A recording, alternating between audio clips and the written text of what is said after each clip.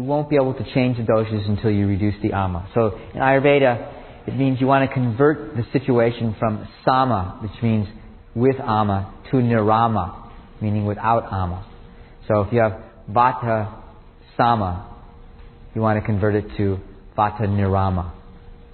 Okay? So how do we do it?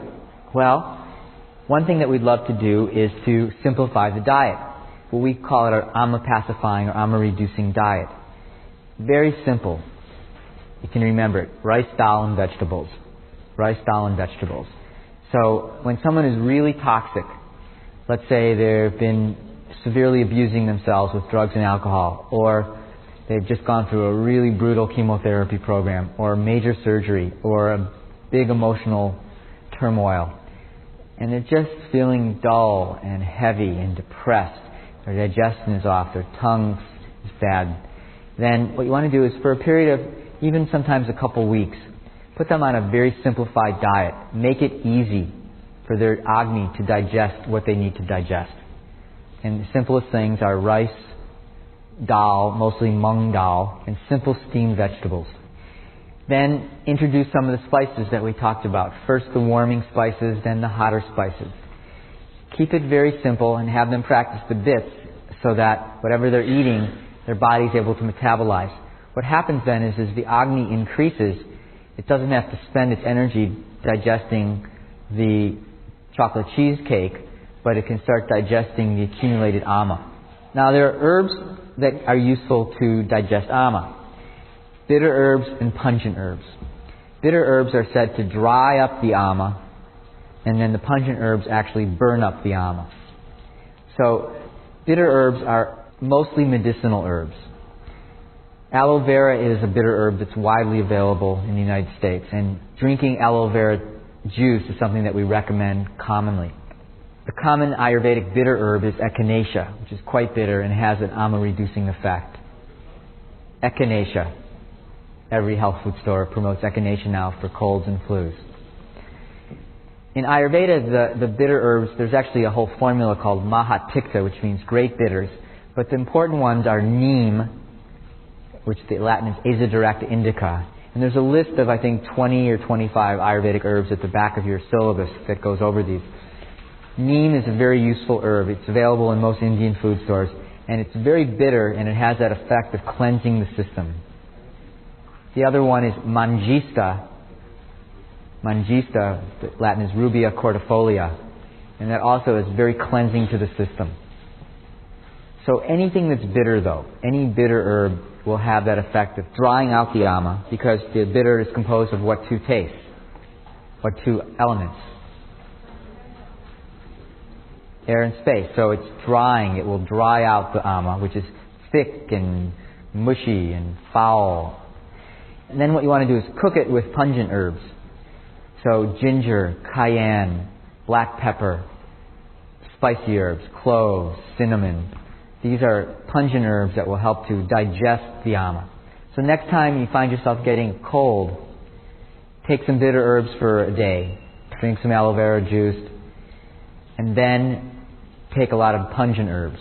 And you'll find yourself getting through that upper respiratory infection much more quickly. The other thing that's useful is liquid fasting, particularly if someone is kaphic. So we recommend juice and vegetable fasts, particularly if there's a lot of ama in the system, and the person's constitution can tolerate it. So if someone is at the end stages of AIDS and lost, 25 pounds, even though they have a lot of ama, they're not going to tolerate the fasting.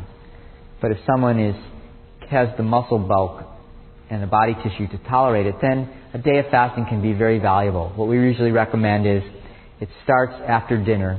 From that point on until the morning after the next, everything is taken in the form of a liquid.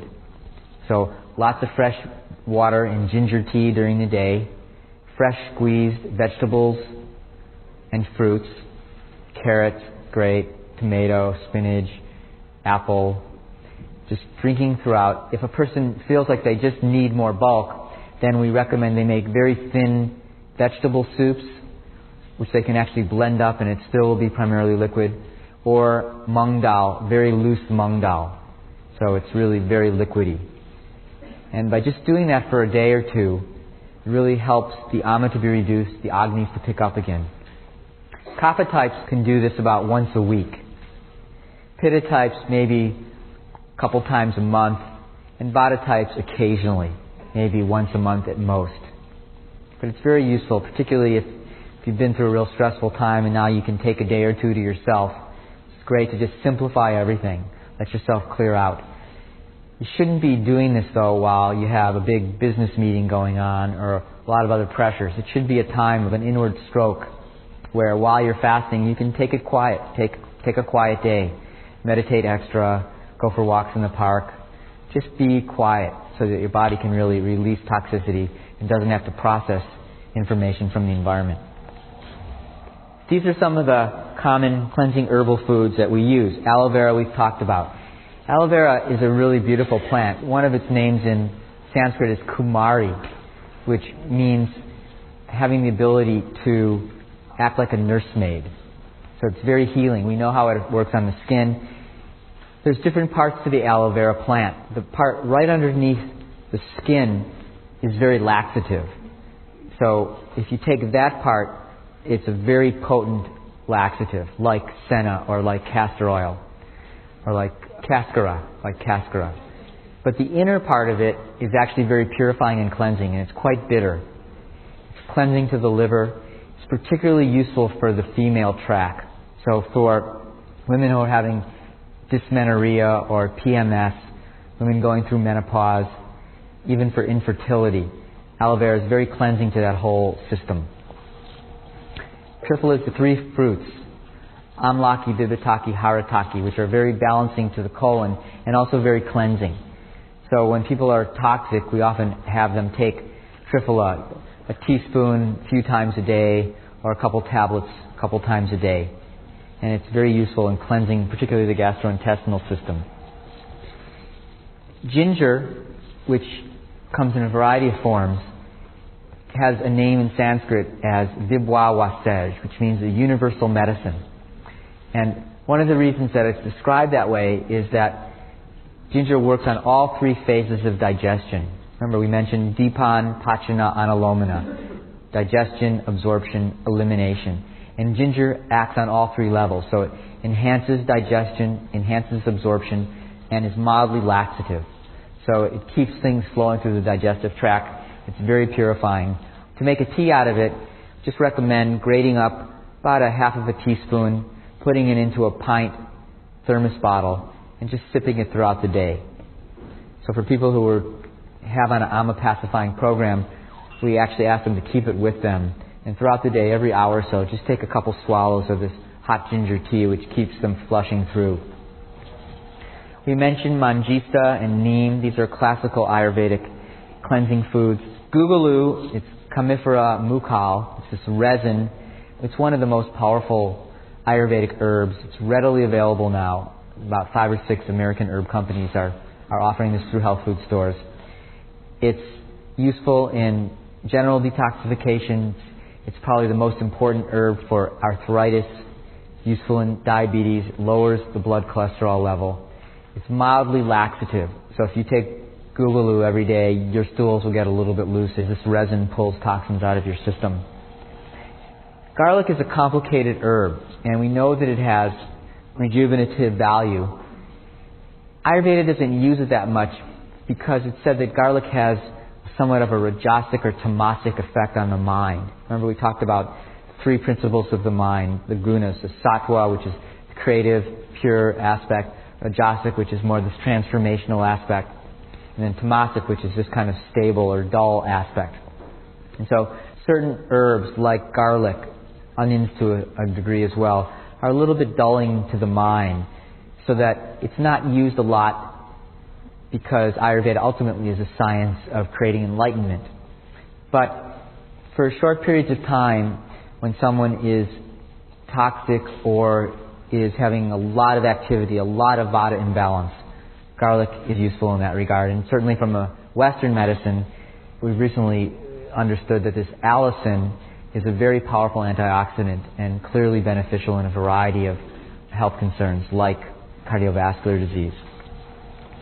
So let's move into this process of panchakarma. Panchakarma means the 5 actions. Pancha is Sanskrit for 5. Karma, we know, is action. So in Ayurveda, there are these 5 intensive purifying procedures, which we don't use in their totality today. But we'll go through them. There's 3 stages to panchakarma. There's a preparatory phase, the principal phase, and then the post-procedure phase. And so in order to gain the full value of these elimination procedures, you've got to prepare the system for them. So we'll go through that.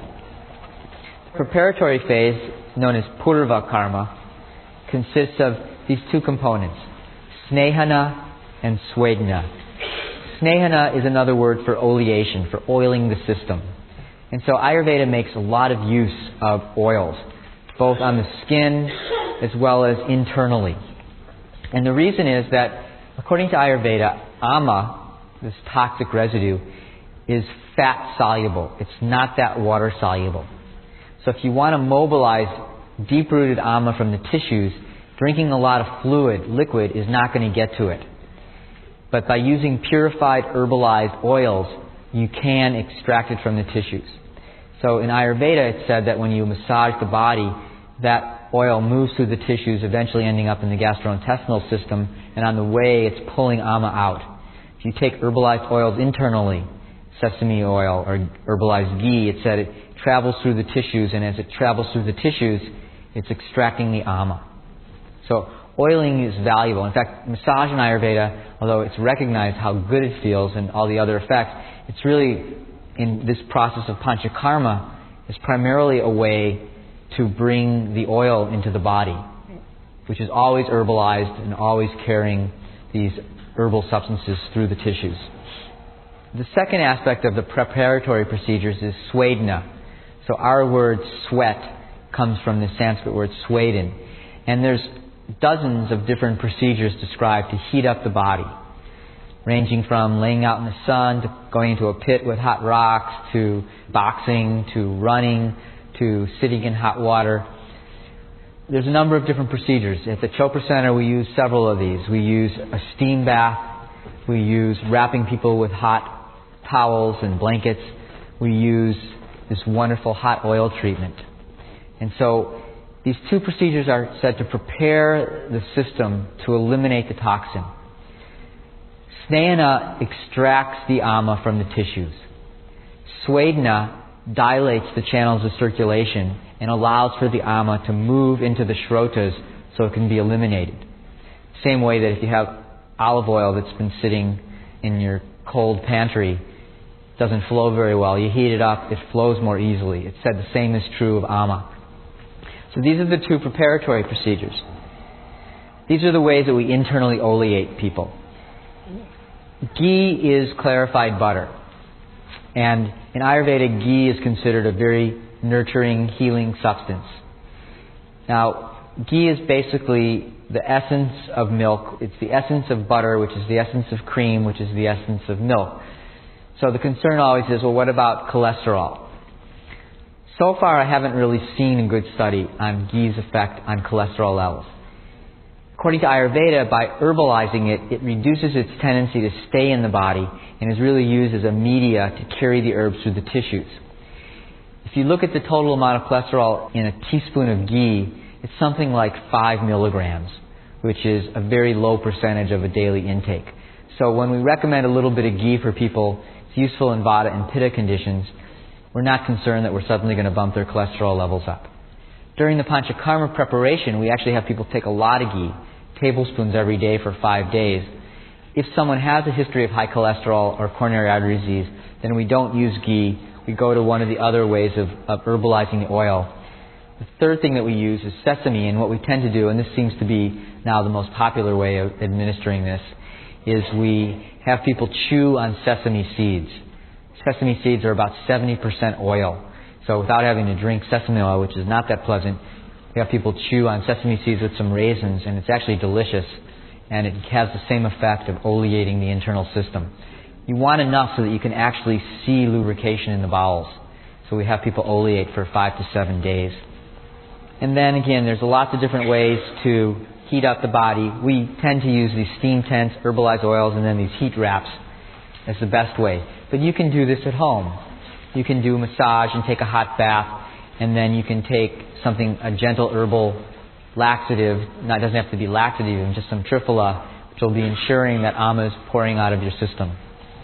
If you think about, if you believe that the body holds on to toxicity, then how is it going to eliminate it? It's going to eliminate it through some type of opening. So it can either come out through the sweat glands, come out through the nose, come out through the mouth, come out through your urine, come out through your bowels. So the panchakarmas are really designed to enhance that process of natural elimination of the malas. We'll talk about these almost more from a historical interest than from a real interest, because we're not using all of them.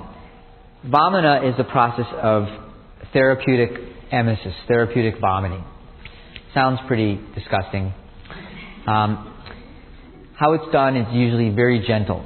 You have someone drink a lot of tea, usually licorice tea, so your stomach is really quite full.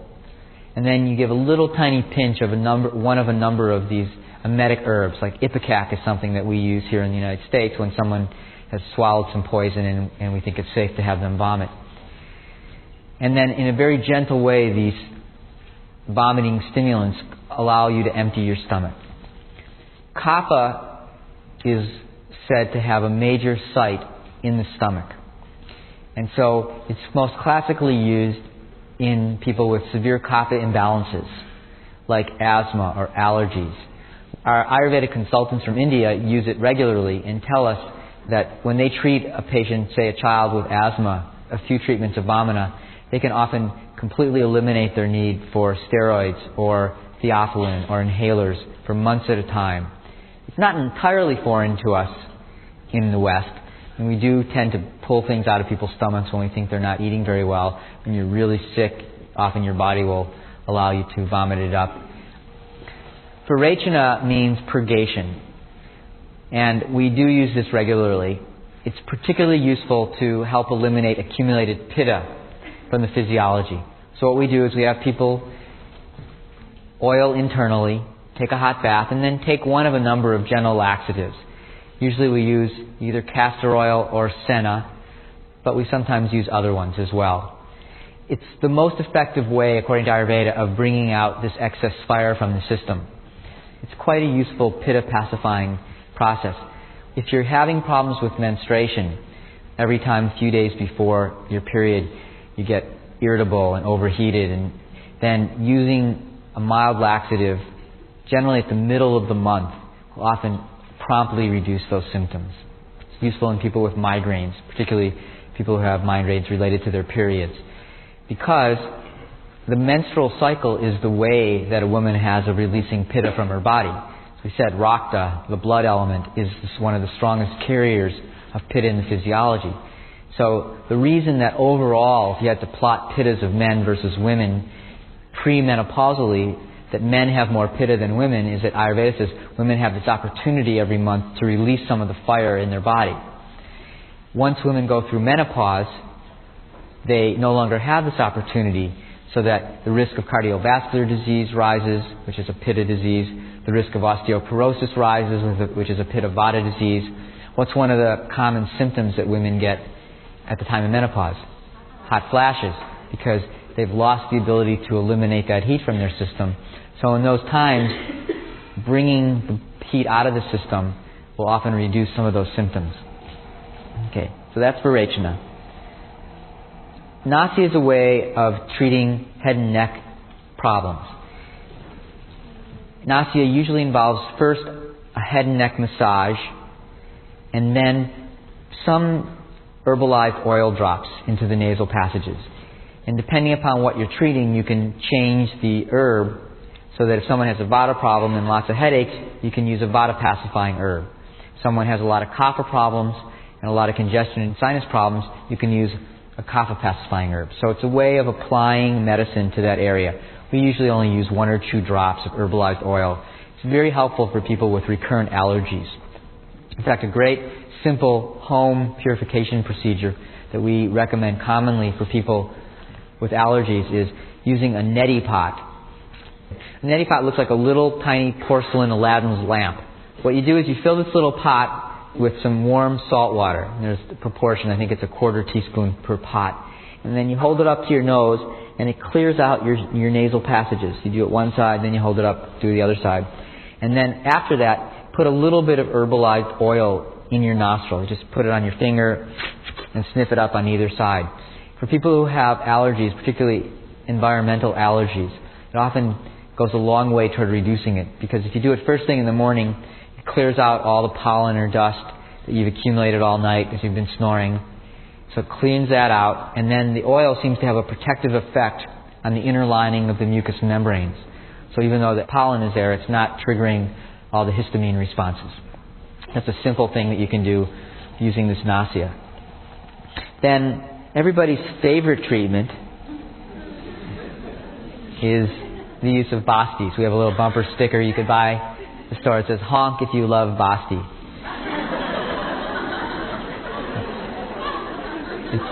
It's very quiet around the Chopra Center. Bostis are these herbalized enemas. It's said that one of the major sites of Vata is the colon. And so if you want to treat Vata, Bostis are the ways that are recommended. Now, from a Western perspective, there's usually some resistance to this at first. And so I've obviously been thinking about it for years. If you imagine being a doctor 1,000 years ago or 2,000 years ago, and you had a sick person, and you wanted to get in medicines into that person, but they were perhaps too sick to take things orally, we didn't have the ability to start an IV. It turns out that if you herbalize oils and apply them to the colonic mucus, it's a very efficient way of getting medicines into the system. So the colon is actually a fairly efficient way of applying medicinal substances. So you can put almost any therapeutic herb that you can take orally into a Basti, or you use it as a purification process. It's not like colonics. Ayurveda, if anything, discourages this idea of putting gallons of water into the colon. It's usually very gentle, volumes of maybe as little as 80 cc's, 1/3 of a cup, to 300 or 400 cc's. And there's a specific course of treatment that we use based upon whether or not it's Vata, Pitta, Kapha, what the primary concerns are. If someone is intolerant of Bostis, you can get a very similar effect by giving people the herbs orally, and it will eventually have the same elimination, purification effect. But if you read the classical literature, there's statements like 75 or 80% of all illness can be cured through the appropriate Basti. There's one more, which almost nobody uses. It's called Rakta Mokshana, which is translated as bloodletting. Now, bloodletting, of course, has gotten a very bad rap in the West ever since we killed our first president with leeches. And yet we actually use bloodletting a lot in Western medicine. Dialysis for kidney disease is really a form of bloodletting. Plasma exchange, which we use commonly in a variety of neurological diseases, is a form of bloodletting. There's two conditions, relatively common conditions, that we actually do take blood out of a person's body. One is polycythemia vera, which is a condition where you produce too many red cells, almost like the equivalent to leukemia, except it's red cell. And the other is hemochromatosis, where your body accumulates too much iron, and it causes eventual damage and cirrhosis of the liver. So, too much red cells and too much iron accumulation of the liver. What kind of diseases are those? Pitta diseases. And the treatment for both of those in Western medicine is regular removal of blood. So it's another example of how there's some consistent theoretical basis to even many of the modern treatments that we do, looked at from an Ayurvedic perspective. Occasionally, very occasionally, if someone has a very strong Pitta constitution and they're just constantly getting one Pitta aggravation after another, we'll suggest that they go ahead and give a pint at the blood bank. But there are herbs that have that similar effect. They're known as alteratives or blood cleansers.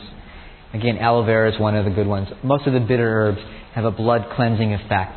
And so we think about in terms of what can we do to clear toxicity out of rasa and rakta, out of the first two dhatus, plasma and blood. So we've talked about the three primary sites. Kapha is mostly in the stomach, Pitta is in the small intestine, Vata is in the colon.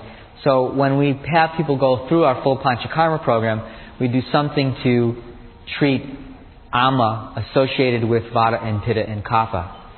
So we use nasya to help with the kapha, we use virechana to help with the pitta, we use bastis to help with the vata. Now, after someone has gone through this process of elimination, then we want to make certain that now that we've cleaned someone out, if their ama level has been reduced, we don't want them to immediately reaccumulate it. So this is where we go through this whole process of post-therapeutic interventions, known as pashat karma. First thing we want to do is gradually rekindle their agnis. So a very simplified diet for a day while we increase their spices is a very valuable thing. We have this little aperitif that we have all of our guests use, which is this combination of lemon juice, ginger juice, and a little bit of honey. It's actually quite delicious. It's spicy. We have people do that every day before they eat their meal to get the agnis kindled. So we have them keep a fairly simplified diet for a few days when they go home, and then gradually increase the complexity of that. Maintaining the good daily routine that Deepak talked about earlier is essential to keeping ama from accumulating. If you start staying up late, right away, eating your meals at strange times, not honoring your appetites, you're just going to get back into the same cycle. So after having gone through this cleansing process, we really encourage people to use it as a way of committing to a healthier lifestyle. Now, once someone has gone through a purification process, there are certain foods which are particularly nurturing and nourishing. Ayurveda talks about these as the 4 sattvic foods, the 4 pure foods: milk, ghee, almonds, and honey.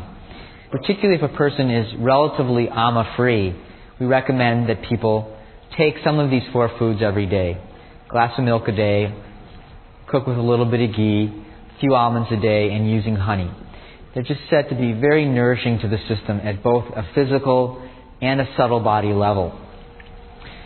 Daily oil massage, we've talked about how that really will keep the process going. So if you've gone through some purification, either a brief home purification or at a Ayurvedic center, then if you do that massage every day, you're going to keep that ama from reaccumulating in the tissues. Meditation, obviously, pranayama, and then really looking at relationships, making certain that you don't come out of this experience where you know yourself as spirit, you're feeling great about your life, and you immediately get back into a relationship where someone is a toxic influence of your life. So you will be stronger after going through purification, but you'll also be more sensitive. And if you're picking up things that are not that useful in your environment, it's really the greatest opportunity to change. Talk a little bit about rasayanas. You know this word rasa now. Rasa means the subtlest aspect. The first dhatu, rasa, this plasma. Rasayanas are foods that directly nourish the rasa. They improve the quality of the tissues. So they're not really foods in the sense of quantity, they're foods in the sense of changing the quality. And they're most effective, rasayanas are most effective after you've been through some purification. You know, if you're pretty toxic and you begin to ingest these very nourishing foods, they tend to be quite rich. So if there's already a blockage there, you're just going to keep piling it up behind the blockage. Once you've reduced the ama and the shrotas are clear, then the rasayanas are really able to go into the tissue layers and have a deeper effect. So these are some of the classic ones. Chyavanprash is a paste, a jam made from amla, amlaki, which is Emblic myrobalan. It's one of the 3 fruits in Triphala. It's the highest natural source of vitamin C on the planet Earth. It's about 10 times more potent carrier of vitamin C than oranges. And it has a long, literally a 5,000-year plus history of as a rejuvenative. Chyavanprash is widely available in India, and every herbal company in India has its own little proprietary formula of Chyavanprash. If you read the original Charaka, you will see the full formula out there. This much amlaki, add this much ghee, this much honey, this much ashwagandha, this much shatavari, this much pipali. I mean, precise formula. And then everybody adds a little bit here or there so they can make it proprietary. The Biochavan is the IP product formulation of Chyavanprash. which we've tried to make so it's more palatable to Western tastes. You can either take it out of the can directly, jar directly, or you can mix it in some juice or some hot milk. So it's a rsayan. It's something that builds the tissues. It's good if you're depleted, but it's said to be a protector. Brahma rasayana is another commonly available one of these nutritives. Brahma it's interesting. This herb Brahmi in India has been applied to several different plants. One of them in the United States we call gotu-kola. But the one that really is Brahmi is another one called Centinella asiatica. But it's said to be one of the most purifying herbs for the mind, in that it quiets but simultaneously clears. So it's very useful in students who are studying and people who use their minds a lot. And it actually, combined with other herbs, is very beneficial for people who are having insomnia, because it just quiets, it creates that sense of awareness. It's very similar to the feeling of after you've done that vigorous pranayama, where your mind is really quite quiet but very alert. So Brahma rasayana is another useful rejuvenative. Ashwagandha, which is now widely available in the United States, is known as winter cherry. And it's said to be probably the most potent vitalizing herb in the Indian pharmacology. So that whenever someone is depleted, lack of energy, impotent, infertile, suffering with chronic fatigue, weakness in the nervous tissue, multiple sclerosis, ashwagandha is this very useful tonic which gets into the system quickly. And actually there have been several good studies recently. It's falling into the category of this new kind of modern herbal category of what's known as an adaptogen. Those of you who have studied herbs, you'll know this word, adaptogen, which means it makes you more resistant to stress. So if you take mice, and the classical stress for mice is you have them swim in a cage where they can't get out, and you measure stress hormones and immune function. When you give the mice ashwagandha in their food, they show less of a stress response. So people are taking a real interest in this now. Shatavari is also known as Indian asparagus. It's not like the asparagus that we eat, although it's in the same general family. It's Asparagus racemosus. And it's said to be the most nurturing food for women. It's particularly useful for the reproductive tract and for breasts, so that almost every mother in India eats shatavari, takes shatavari when they're breastfeeding. It's said it increases the quality and the quantity of breast milk. It's useful, again, similar in some ways, although it's different in its qualities, but in its usefulness it's similar to kumari, to aloe vera juice. So we use it commonly in women with menstrual irregularities, dysmenorrhea, functional infertility, moms who are breastfeeding. So it's a very useful, it's very nourishing food. Bala means immunity. It's one of the qualities of ojas, and it's also an herb. It's Siddha cordifolia, and it's very nurturing, and it's used in a similar way to ashwagandha and shatavari. It's a secondary rejuvenative, where when people are fatigued, generally low energy levels, it's very useful. So those are some of the common rasayanas. Now you can also look at rasayanas in terms of dosha. Rasayanas in general are subtler than the doshas, so it's hard to cause a problem with a rasayana. But if someone is really toxic and you give them a lot of rasayana without first purifying them, they probably, at the very least, won't be able to use it. At the worst, it could actually make them more toxic because their body is incapable of metabolizing this really nurturing substance. So for vatas, the rasayanas are ashwagandha we mentioned, guggulu you know now, which is the myrrh. Harataki, hara means to carry away. Harataki means that which carries disease away. Harataki is shabulic myrobalan. It's one of the 3 fruits in Triphala. So harataki is particularly useful for vata. Ginseng, although it's not a classical Ayurvedic herb, it's very similar in many ways to ashwagandha. Actually, there's another one called Vidara Kandi, which is sometimes known as Indian ginseng. Ginseng has very much rasayana effects. For pitta, amlaki, again, it's this herb that makes up chavan prash. Amlaki means that which carries away ama. Saffron is a expensive but available herb which is particularly beneficial for pittas. And aloe vera has a very cooling influence on the liver and in general. And then kapha Vipataki is the third fruit. It's balearic myrobalan, and it has a Rasayana effect on kapha. Guggulu again, we've talked about, and Pipali, which is this hot pepper, which has a purifying and nurturing effect on kapha. So we will use these more specifically for people based upon their dosha. Talk about the behavioral rasayanas. These are the classical first two steps on the eightfold path of yoga. Yama and niyama. And basically, if you know the 7 spiritual laws of success and you practice them in your life, you are practicing the behavioral rasayanas. Meaning, how do we get nourishment at that deep level from our behaviors, from our relationships? So it's really quite simple. Ahimsa was really the prized concept of Mahatma Gandhi, non-violence. And we all saw how powerful ahimsa can be. He got an entire invading force to leave the country without ever having to fire a shot. So, non-violence, kindness to everything. Satya, practicing honesty and truth in your life. Asteya, it's kind of been traditionally translated as non-stealing. We see taking responsibility, not blaming other people for your situation, taking responsibility, seeing responsibility as the ability to have a creative response to any situation. Brahmacharya has generally been talked about as sexual continence. We think a more expanded view of this is really what it means, which is to see Brahma, to see consciousness in everything that you do, to always be striving toward unity in your life.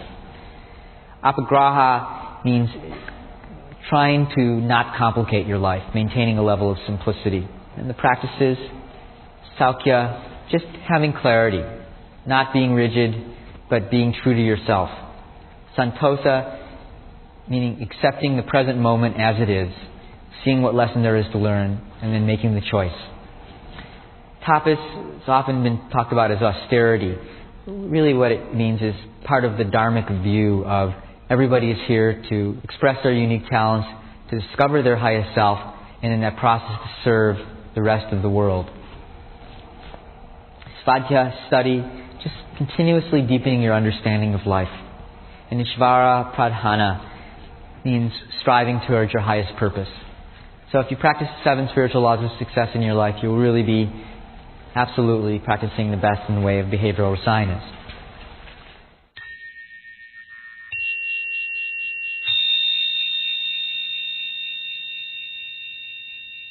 This session is about biological rhythms.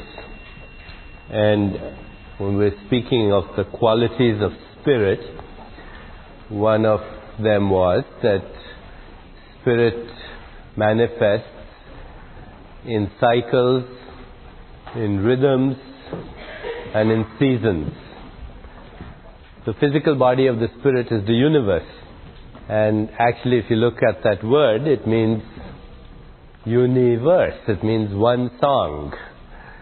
The very word universe implies the inherent rhythmicity or musical nature of existence, of life.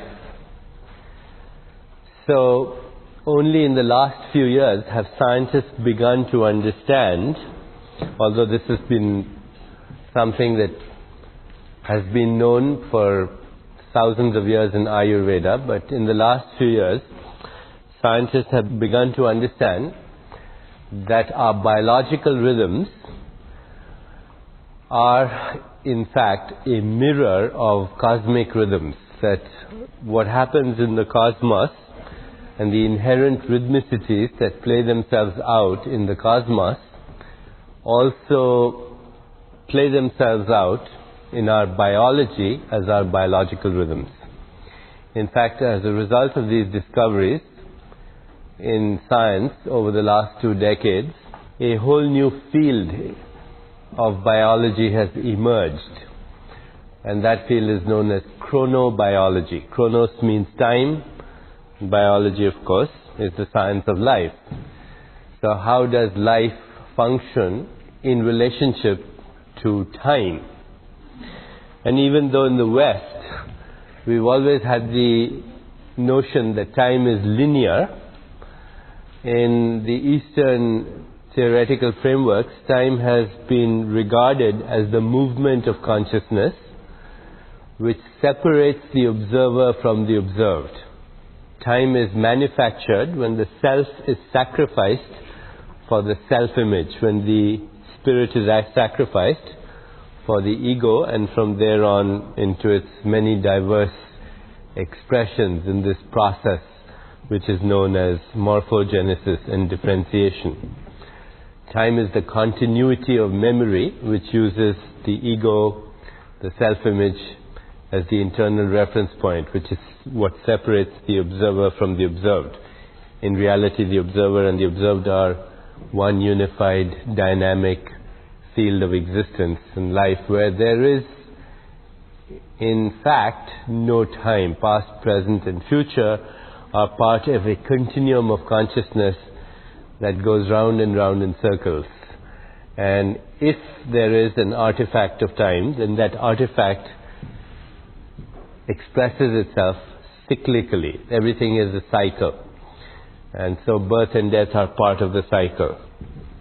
Now, from a strictly biological point of view, science is recognizing that you can give the same dose of a drug to a person at a certain time of the day or in a certain season, and it will have a different effect.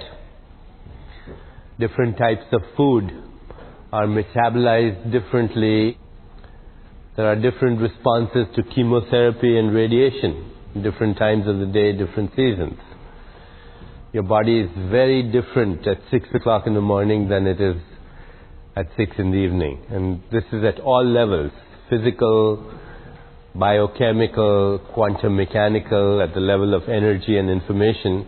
You are indeed a completely different person, physiologically, biochemically, on the material level, on the psychological level, on the emotional level, and so on. All activities in the body have cycles upon cycles upon cycles. And as I said earlier, these cycles are a manifestation of cosmic cycles. So let's first examine some of these cosmic cycles. The first one is called the circadian rhythm in science, circadian rhythm. And this cycle comes about as a result of the Earth spinning on its own axis. As the Earth spins on its own axis, we have the cycle of the 24-hour day. And this cycle of the 24-hour day causes the circadian rhythm in the body. And circadian rhythms have been a subject of intense study by scientists for the last 3 or 4 decades. For example, early in the morning, if you measure somebody's cortisol levels, which is an adrenal hormone, it'll be extremely high. In the late afternoon, it'll be low. And there is a cyclicity to the secretion of cortisol, growth hormone, prolactin, etc., etc. In Ayurveda, it has been understood that that 24-hour cycle of the day can be divided into 6 distinct phases. And these 6 distinct phases have to do with the 3 principal modalities through which consciousness functions. And by now you know what they are: Vata, Pitta, and Kapha. So from 6 in the morning to 10 in the morning is a Kapha phase. That means, irrespective of your body type, from 6 in the morning to 10 in the morning, it doesn't matter if you're Vata, Pitta, or Kapha, for you that will be a relatively hypometabolic phase. So if you're Vata, of course, you're already hypermetabolic. The metabolism for you will come down by a little bit. And if you're a real Kapha, then your metabolism will slow down quite significantly. So this obviously has some implications in terms of activity, in terms of diet, in terms of treatment of illnesses. This is a good time to exercise. Your body is hypometabolic, you need to mobilize it. If you're a Kapha body type, you have a tendency to gain weight easily, you're the kind of person who says, all I have to do is look at food and I start to gain weight, which is frequently a kapha complaint, then this is a good time not to eat. Or if you're going to take something, some nutritional supplements, this is a good time to take a kapha balancing herbal tea or some kapha balancing churna or powders or something like that. It's a good time for activity, good time for physical exercise. Kapha body types can do with a lot of extra physical activity, and it's also a good time to take, if anything, nutritional supplements that speed up the metabolism, that have the basic taste of astringent, bitter and pungent. And it's also a good time for those people who need chemotherapy. And this is an important point that I want to make right now. How do chemotherapeutic drugs work? Well, most chemotherapeutic drugs, and for that matter, most antibiotics too, work by interfering with the replication at the level of the DNA. That's how a chemotherapeutic drug works. So the attack is at the cancer cell that's multiplying itself, and the multiplication, of course, occurs at the level of the DNA. And when you give somebody chemotherapy, your hope is that it's going to kill the cancer cell, which sometimes it does, but the drug being directed at DNA, directed at rapidly multiplying cells, is not selective. It kills anything that's multiplying rapidly.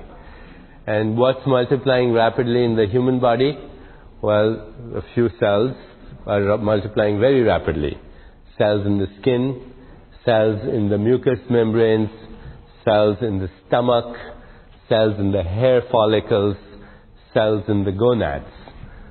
That's why the dominant effects of chemotherapy, the side effects, are hair loss, ulceration of the skin, mucous membrane ulcerations, nausea, vomiting, impotence and sterility.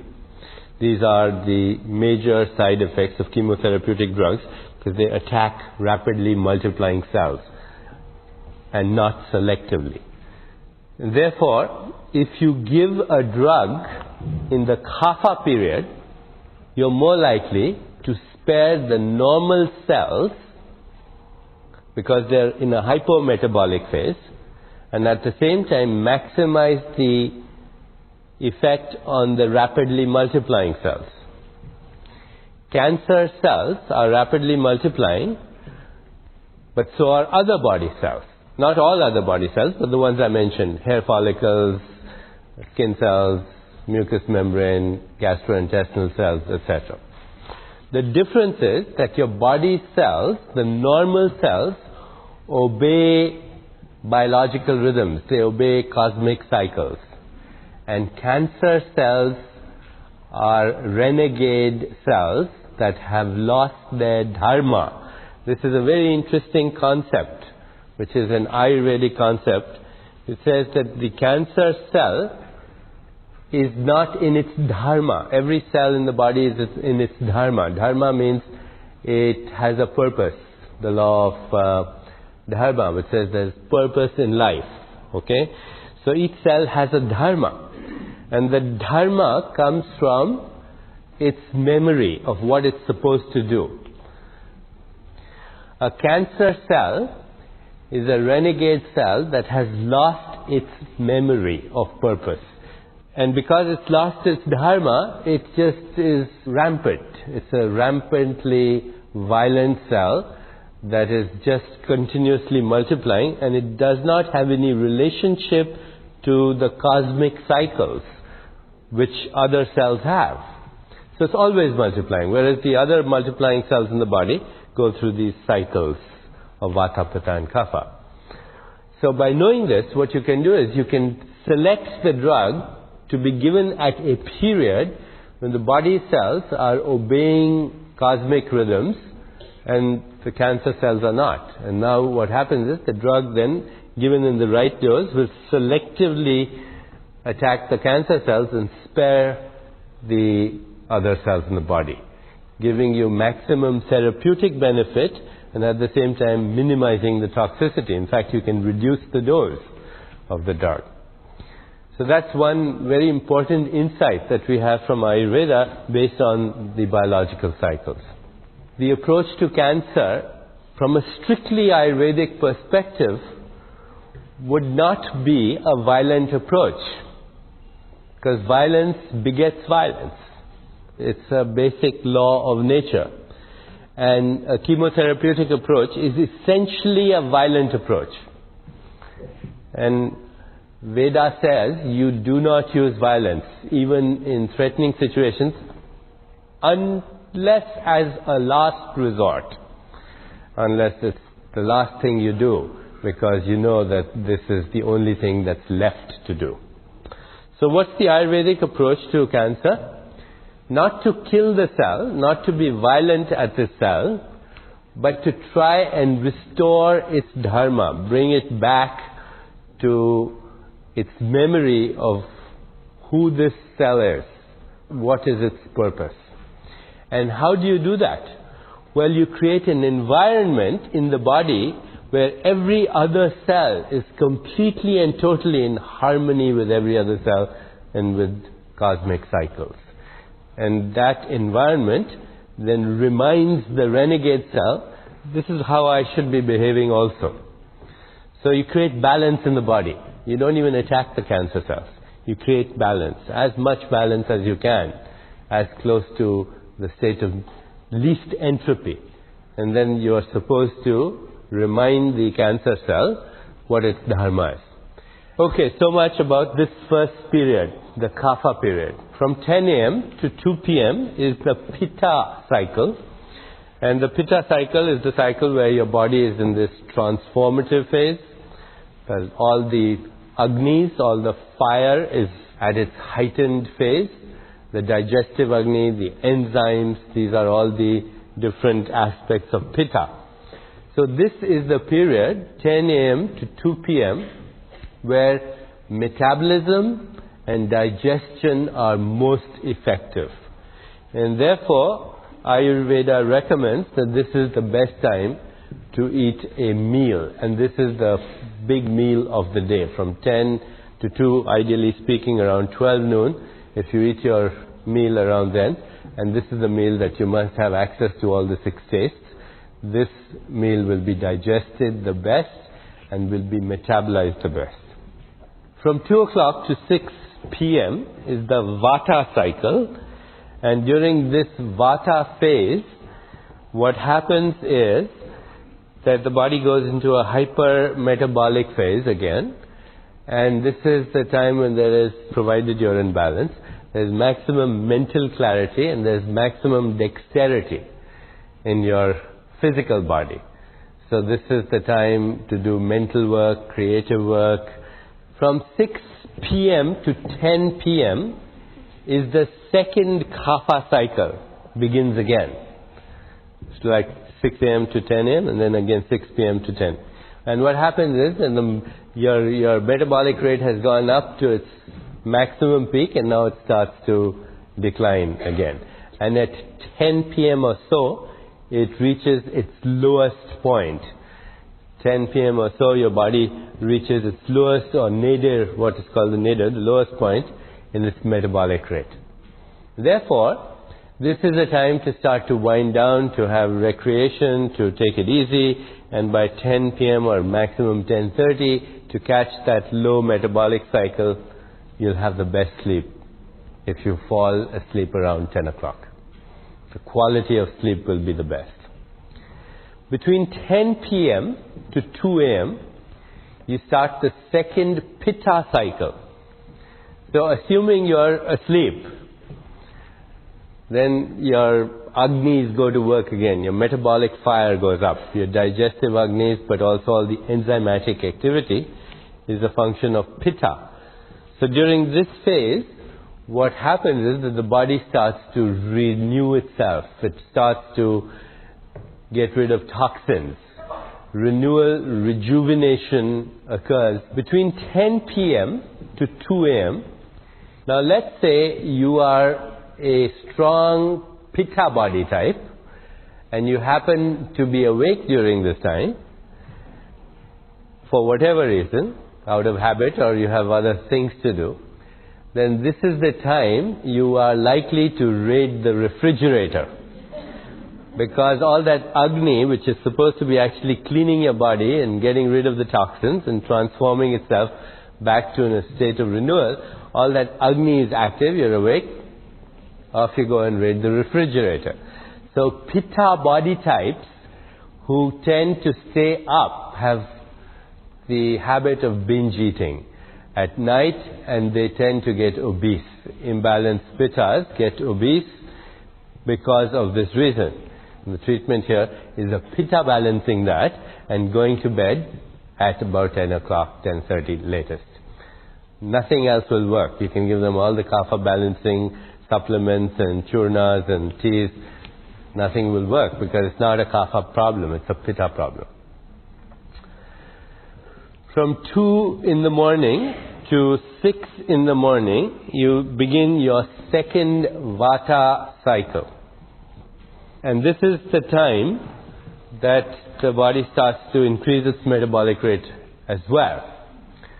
And this is the time for rejuvenation of the subtle body. The rapid activity in this period in the morning also results in rapid eye movements, and this is the time that dreaming is most active. And according to Ayurveda, dreaming is very necessary to cleanse and detoxify and renew the subtle body. The physical body renews itself by getting rid of toxins, but so does the subtle body renew itself. And it does so through dreaming. So if there's any disturbance in this phase, from 2 o'clock in the morning to 6 o'clock in the morning, then you're likely to get all kinds of psychological problems, depression, maybe other kinds of psychiatric problems as well. And what suppresses this cycle more than anything else is alcohol and sedatives and tranquilizers. So as a result, dreaming is interfered with. So you might take a sleeping pill and you think you had a good night's sleep, but actually when you wake up, you don't feel that fresh. And the reason you don't feel that fresh is that you have suppressed the Vata cycle at night. And having suppressed the Vata cycle, you have a build-up in your body of toxins in the subtle body. And in fact, one of the symptoms of withdrawal from heavy sedation or from heavy alcohol or from heavy ingestion of tranquilizers, one of the symptoms is what? Delirium tremens. That's an exaggerated Vata experience, result of suppressed Vata at night. In fact, people get hallucinations in the DTs, and the hallucinations are just those suppressed dreams that are manifesting now, even in the waking state. So that's the dynamics of that phase. If you measure biochemical activity during this cycle, you'll find this is from 2 to 6 a.m. is when all the hormones and all the neurotransmitters, cortisol, adrenaline, they start going up, up, up, up. And your heart rate starts to go up a little bit during this time. Your blood pressure starts to creep up. And at 6 o'clock in the morning, it reaches its peak. So if you get up around this time, and you get up feeling really fresh, and you feel, wow, I'm ready to conquer the world. This is the 24-hour cycle as nature plays itself out through our body.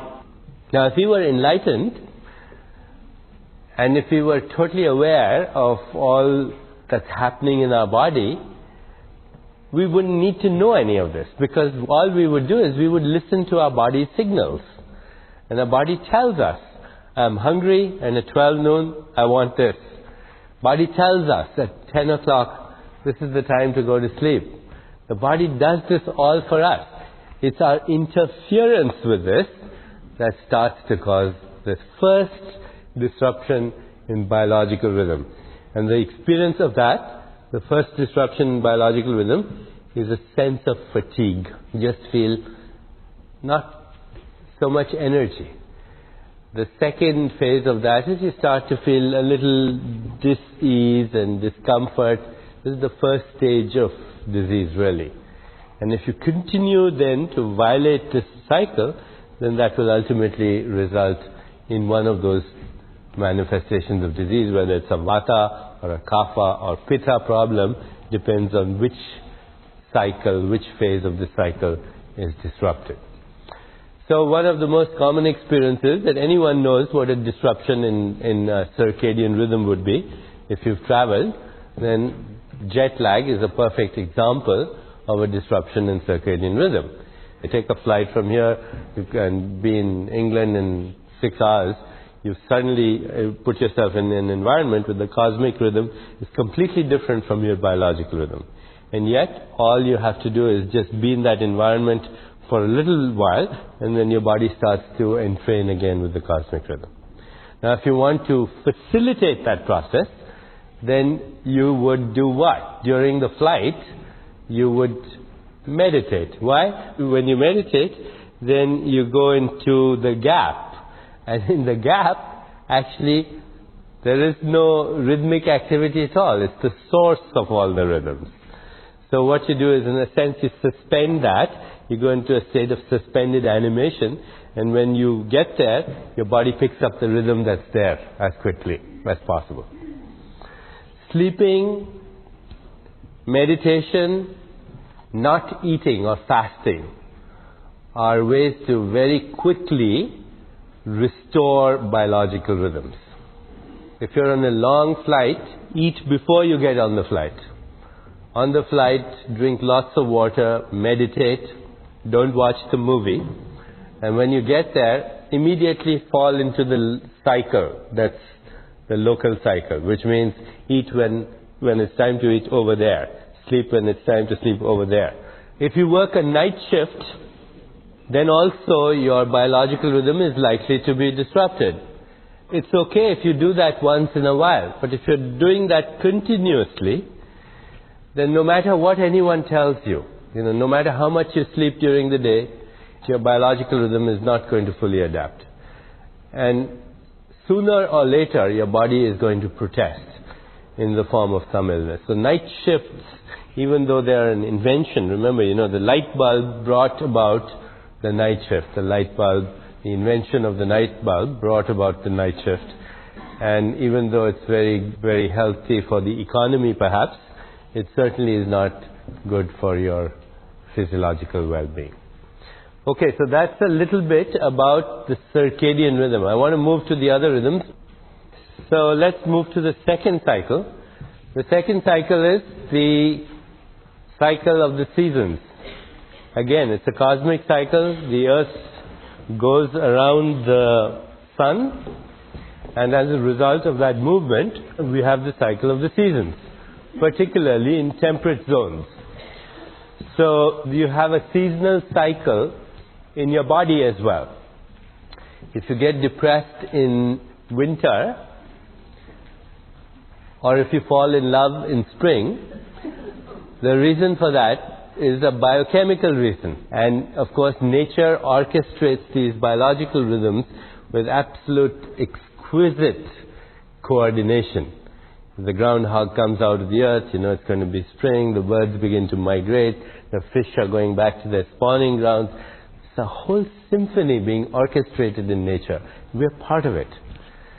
So the seasons affect us, the seasons in our lives. And winter, being cold and wet, is a kapha season.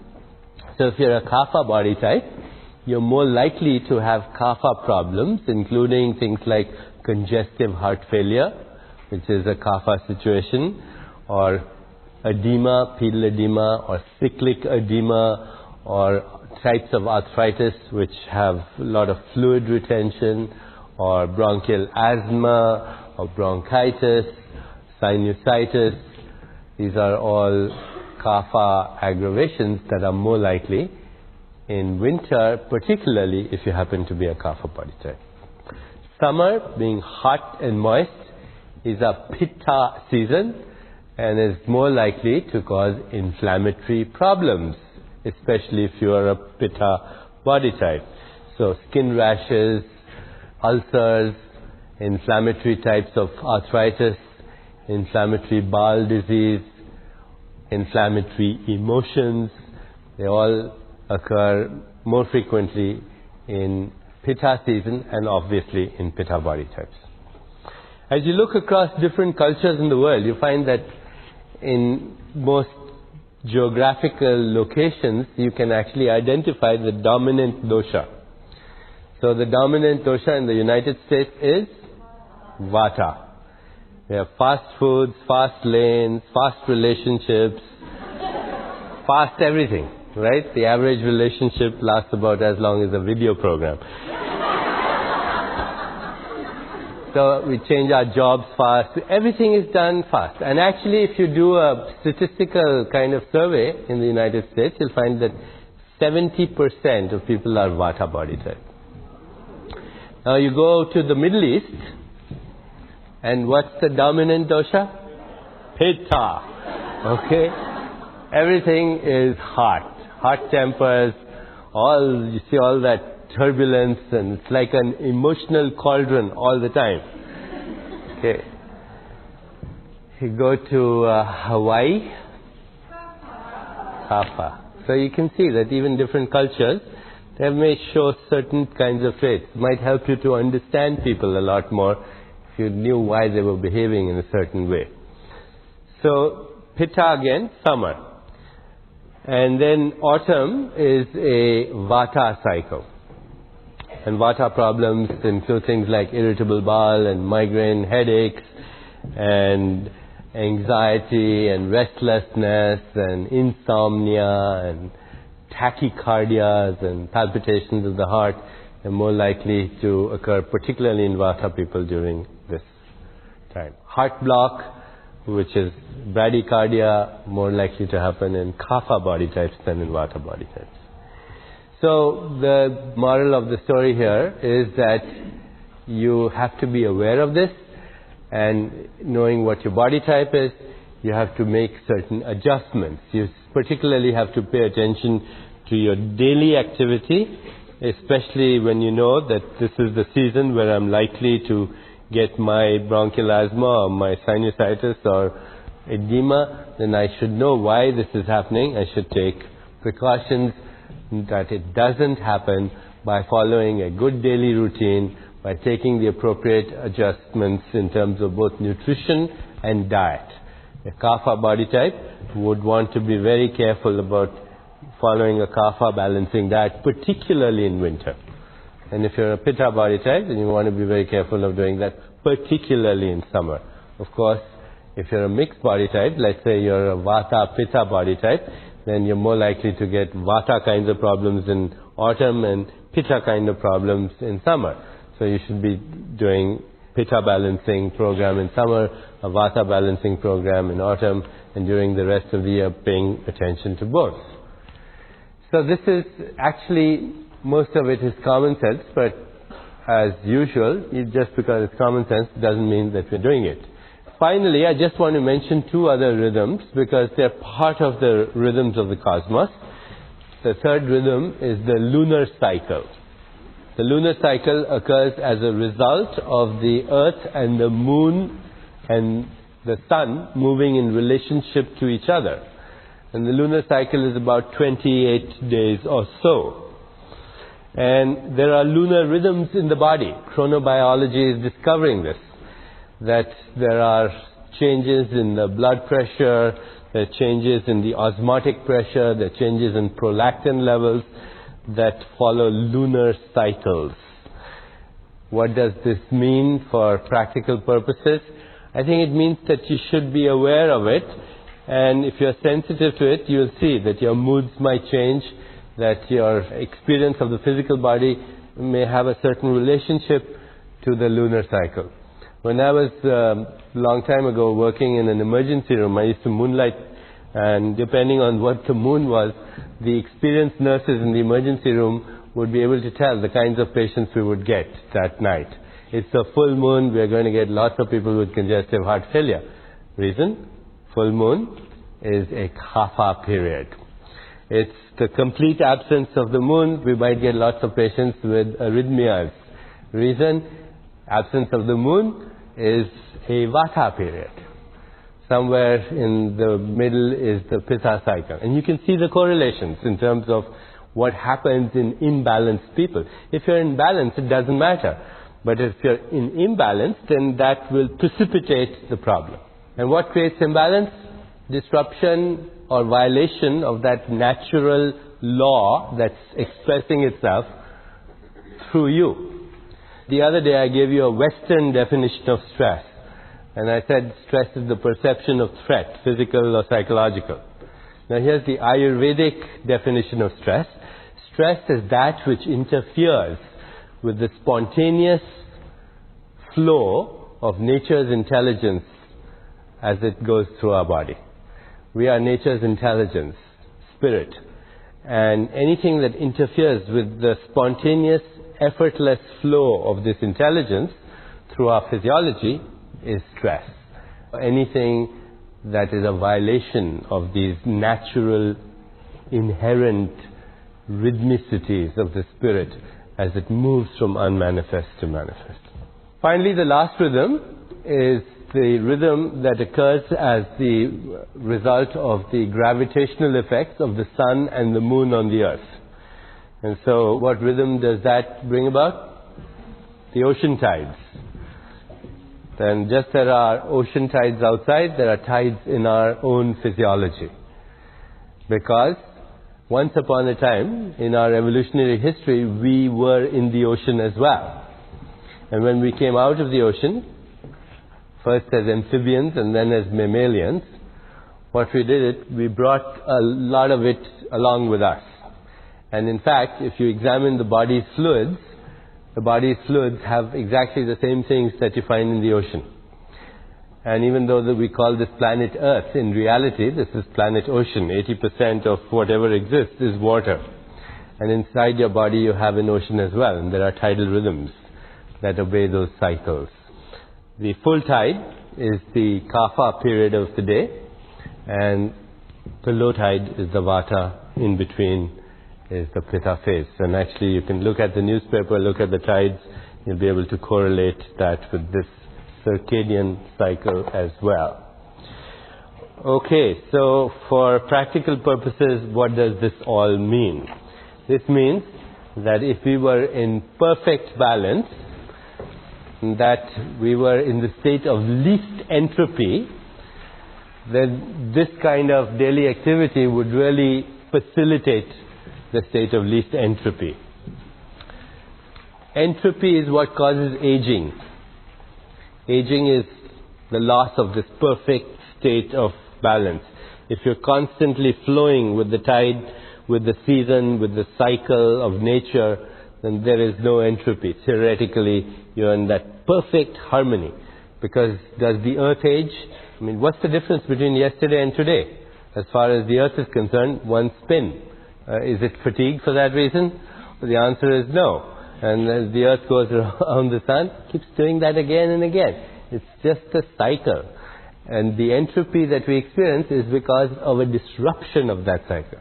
So given that ideal state that you can think of, then this is what would be happening. Around 6 o'clock, you'd wake up, you'd brush your teeth, clean your tongue, drink a warm water to encourage elimination, because elimination is perfect at this time. Empty your bowels and bladder, massage your body with oil, bathe, your exercise, yoga postures, meditation, eat breakfast, mid-morning walk. This is your activity from 6 to 8 in the morning, ideally. And around noon to 1 p.m., have your lunch, which would be the most important meal of the day. You'd sit quietly for 5 minutes after eating to let that be digested.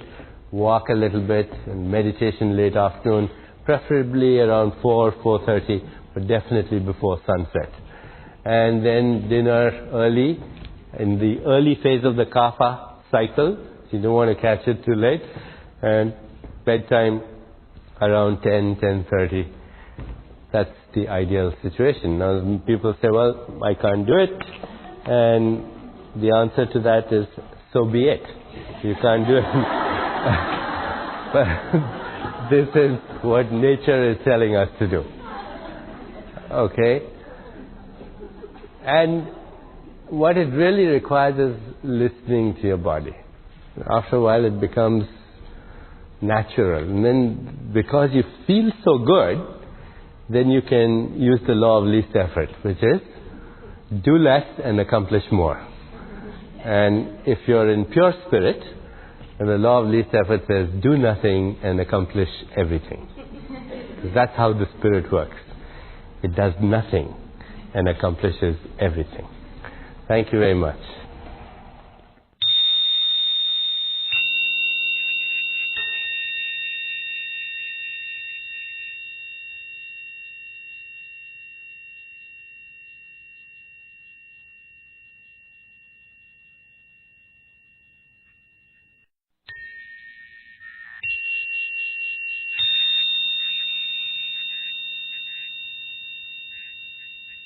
We've talked throughout this course on the healing value of touch.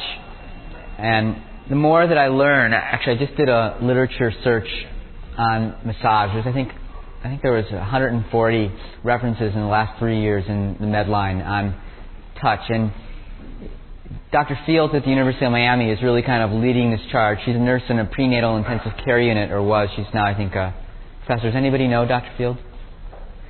And so she did the original study years ago, taking these preemies, massaging them for a few minutes, and showing that they gained weight faster and they were able to be discharged from the neonatal intensive care unit sooner. Subsequently, she's done more studies in a whole range of conditions. So babies who are coming from cocaine-addicted moms do much better if they're massaged regularly in the first few days after birth. Babies coming from moms who have HIV infection seem to do much better than others.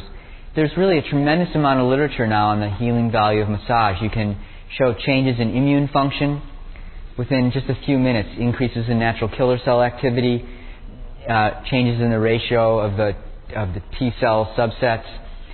You can show that if you take people who are in a high-stress job like air traffic controllers, where their blood pressure is high and their stress hormones are high, and you give them 15-minute breaks where you just have someone gently massaging their shoulders, their blood pressure comes down, their stress hormones come down, and their performance substantially is enhanced for the rest of the day because they're not functioning from that state of fight or flight all the time. So it's really good to be touched and to touch other people. This researcher, I think he was an anthropologist, wanted to see how often people touched each other. And so he sat around. It was a great job. I wish I could get a grant like this. Sat around in cafes around the world watching. And in Latin America, people touched each other a lot. In fact, they don't stop touching each other. And you can walk down the streets of Bogota or any place in Venezuela, and women will be walking arm in arm with women. Men will be walking. It's just that constant touching is considered part of the culture. In the United States, it turns out that people only really touch each other twice. They shake hands usually when they meet, then they don't touch at all during the time that they're together, and then they may shake hands again when they leave. If you go to England, it turns out people never touch each other, which is why the population in Great Britain seems to be steadily falling. We have all this ambivalence about touch because we're concerned about touch leading to sexuality. But, if we really touched people as if they were our family members, our children, our brothers, our sisters, it would really do a lot to create that connectedness. When people are really in that state of vata aggravation, it's as if you forget you have a body. Your mind is just taking over everything. And so that grounding effect of a massage is really a great way to put things back into perspective. So it certainly pacifies vata, improves circulation. You can see when you're feeling kind of drowsy, it may actually put you to sleep for a few minutes, but it's almost like a very deep meditation, and you'll come out of it feeling very refreshed. It loosens toxins, and we'll talk about the whole panchakarma process later today. It softens the skin, improves digestion, and increasingly now there's really good data to show that it has lasting benefits on our immune system. Now, of course, in Ayurveda, we've classified everything in terms of Vata, Pitta, Kapha, including the oils that you can use for a massage. In general, if you're a Vata type, the massage should be fairly gentle, and the oil that you want to use should be warm and rich. So the best massage oil for people with Vata is sesame. Sesame is probably the best for everybody, but sesame is a little bit heating. So people who have a Pitta constitution sometimes get a little bit overheated by the sesame, which is expressed as some irritation on the skin. But Vatas generally do very well with sesame oil. Almond is a second excellent oil for Vatas. Pittas do better with a cooling oil, and the ones that are said to be cooling in Ayurveda are coconut, olive, and sunflower. So if you're a strong Pitta, you can do a massage using what's considered to be a cooling oil. Kaphas in general, you're a little concerned about adding all that oil because they're already kapha, and oil is unctuous and heavy. But kaphas do best with either heating oils or lighter oils. So the heating oils are, again, our sesame. Mustard seed oil is actually a good oil for people who are kapha types. Or the very light oils, like safflower is said to be a lighter oil. Kaphas also do well with a dry massage, which stimulates the circulation but doesn't add that amount of oil. And then you can use aromas to add that additional level of sensory stimulation.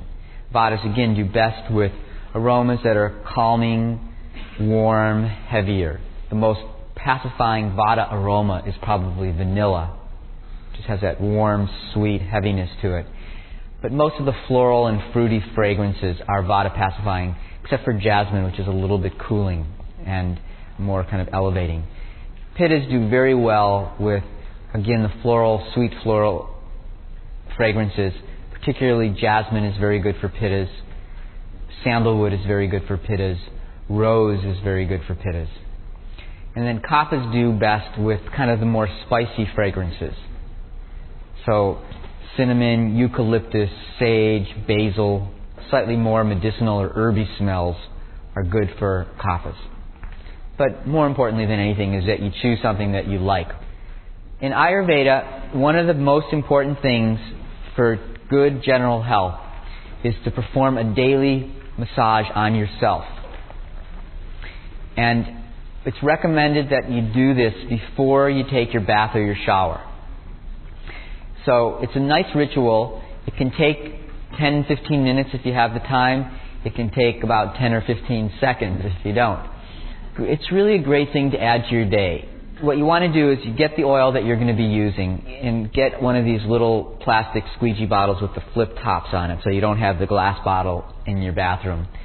And then just heat it up under the hot running water, or fill up your sink part way with hot water. Get it so it's a little bit warmer than room temperature. It's good to lay yourself out a towel that you consider to be your abhyanga. Abhyanga is the Sanskrit word for self-massage, or actually it's for applying oil. So use one towel because it does tend to saturate the towel, and then you don't have all your towels smelling like sesame oil. But find one towel, and then you heat up the oil, and you just use a little bit of it. You're not going to be covering yourself with this type of a massage. It's just enough to get the skin lubricated with the oil. So let's do it together because it's actually fun and it'll wake us up. So we're pretending that we have this oil. Put a little bit of oil, and then you'll start by just as if you're shampooing your head. So using mainly the flat parts of your hand, a little bit of your fingers, just rub it through your scalp. Then move to your forehead and just move the oil into your forehead. Then the rest of your face. And then spend some extra time on your ears. And Ayurveda describes these points known as marma points, which are these junction points between consciousness and matter. And there are a lot of them in the ear. In fact, most of the acupuncture points are actually derived from these marma points. Spend a little time on your neck and the back of your neck. And then over your chest, gently rub in circular motions over your chest. Up and down over the sternum. And then circular over the abdomen. It's a great thing to do when your children have tummy aches. Just get a little bit of warm oil and just rub their belly in a clockwise direction. Then, as best as you can, go up and down over your spine. This is when it really helps to have a partner. Okay. Then over the limbs, you want to make circular motions over the joints, and then back and forth motions over the long bones. Circular over the elbow, back and forth over the forearm, circular over the wrist, and then spend some time on your hands, going through your palms and your fingers. Okay. And then same thing with your other side, circular over the shoulder, back and forth over the upper arm, circular over the elbow, back and forth over the forearm, circular over the wrist, and then spend some time on your palms and fingers. And then the same thing with your legs. So it's circular over the hips, back and forth over the upper leg, circular over the knee, back and forth over the lower leg, circular over the ankle. And then I would encourage you to take off your shoes and spend a little time on your feet. Now, the recommended procedure for the sole of the foot is this kind of back and forth motion.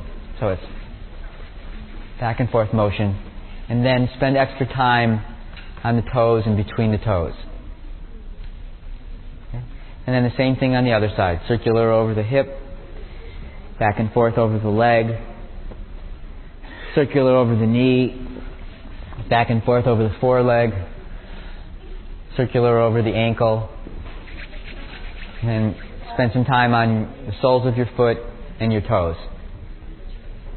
Even moving fairly slowly, it takes less than 5 minutes. If you can leave the oil on, it's the best because it'll absorb quickly into the skin, provides a protective layer, it pacifies vata. So then when you take your shower, use some light soap, like a glycerin soap, like a Neutrogena or some other type of mild soap, and then enjoy your day. Now, if you don't even have time for that, then because the head and the feet are the most important in terms of pacifying the vata, then it's recommended that you at least do the scalp massage, ears, face, and your feet. So you can really do that in 1 minute. So there's no excuse to not do a daily oil massage. I really would encourage you to do it today or tomorrow morning before you take your shower. Just try it once with full oil and just see how you feel. It really makes a difference. It's great to do as a family on a Sunday morning where everyone does a massage together, and it's a great ritual that really will start your day off great. Now, if you have trouble sleeping, you can do this before bed.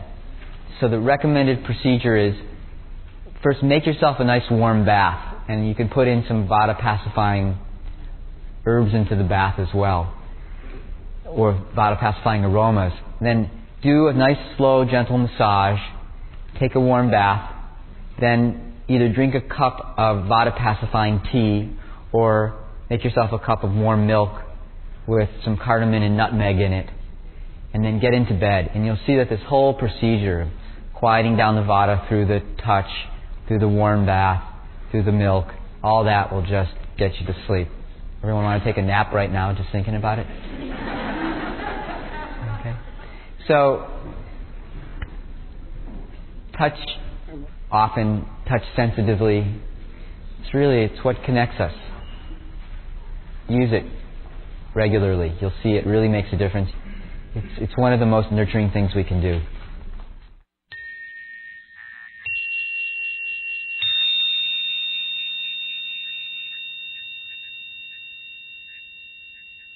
This last session, I thought we'll look at the next frontier as far as the evolution of consciousness-based medicine is concerned, and look at what's beyond that frontier as well.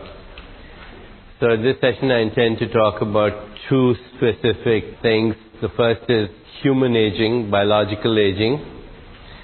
As we are beginning to understand it, and then I also want to talk about what happens as we begin to unfold the full potential of consciousness, and is there a map for looking at that. So I want to discuss both those things, and they're in a sense interrelated. Human aging, unlike the aging of other animals, is not a fixed thing. The aging of animals is very predictable, and there are all kinds of theories about what results. Why does a tortoise live 180 years and aardvark 23 years and frog 16 years? But none of these theories really are fully satisfying, because the fact still remains that the aging of animals is very fixed. And in humans, the aging response is extremely fluid. Human aging accelerates for sure when you're under stress. Human aging accelerates when somebody has a prolonged period of grief or bereavement. There are instances of people biologically aging in a very short time. Human aging is known to slow down if you're in love, for example. But the most interesting thing about human aging is that it is also reversible biologically. And I want to talk about that a little bit in a few moments.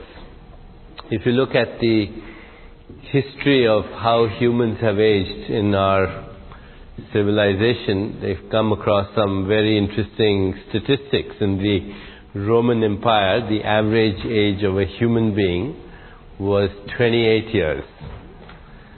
So when Caesar died at the age of 31 or 32, he was a really old man. In the early part of this century, the average age in the United States was 49 years. And when the founding fathers of this country wrote the Constitution, they were old people in their mid-30s. And today, the average age in the United States, in Japan, in Western Europe, and also the developing nations of the world, the average age is about close to 80, a little longer for women than for men. What is even more remarkable is that the number of people growing older and at the same time maintaining biological youth is increasing. The fastest growing segment of the American population today is over the age of 90. The fastest rate of growth in the population is people over the age of 90. So definitely there's something happening in society where expectations of what happens with aging are changing. And that's really a very important thing to know. Expectations influence outcome. So the first studies on human biological age were done by a physician from the Massachusetts General Hospital, a physician called Alexander Leaf. He was a professor of medicine at Harvard Medical School, and towards the end of his career he actually decided to go all over the world to look at how people aged in different parts of the world. And he found that there were certain parts of the world where there were people who were living to extraordinarily old ages.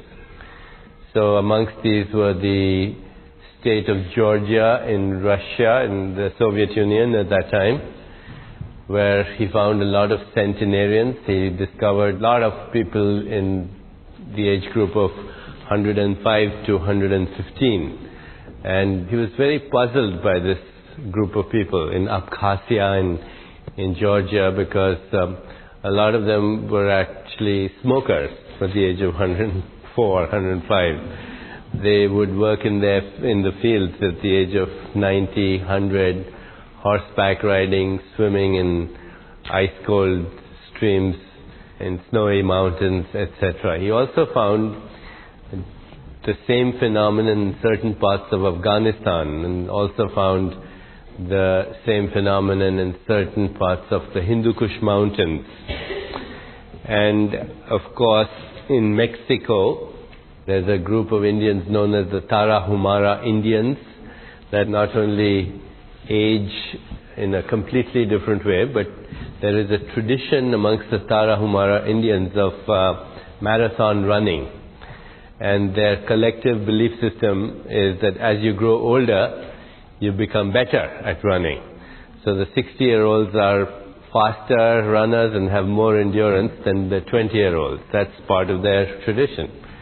In fact, that's how they send messages, or used to send messages from one Indian chief to another. Expectation influences outcome. Dr. Leaf wanted to find the common ingredient in all these different population groups. And he could not find anything that was common in their diet. For example, the diet of people in Alaska, by our standards, is extremely unhealthy, of the Indians in Alaska. Most of the time they eat whale blubber. And yet, if you put them on a vegetarian diet, then their cholesterol goes up, they get rotten teeth and heart attacks. Because they have adapted to their environment over millennia.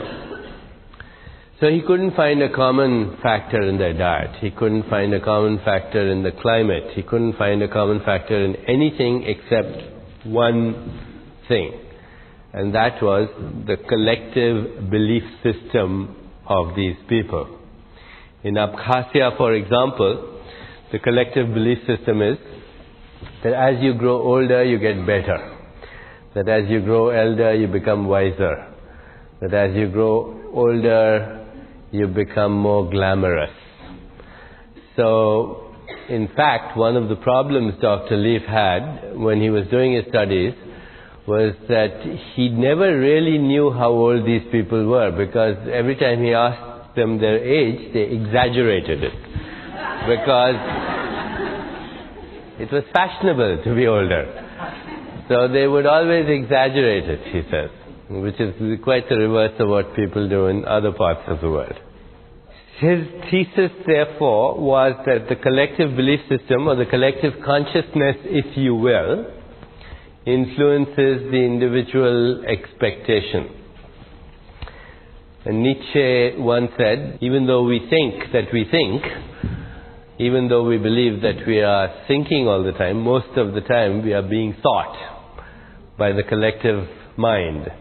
Our individual thoughts are context-bound. They come out not randomly, but out of a context of cultural expectations and social expectations, our racial history, our religious indoctrination, our whole worldview influences every single thought that you have. And if your collective expectation, therefore, is that by age 65 we have to retire, and then shortly after that we have to go to Florida, and shortly after that we have to languish in a nursing home, then that will become a self-fulfilling prophecy.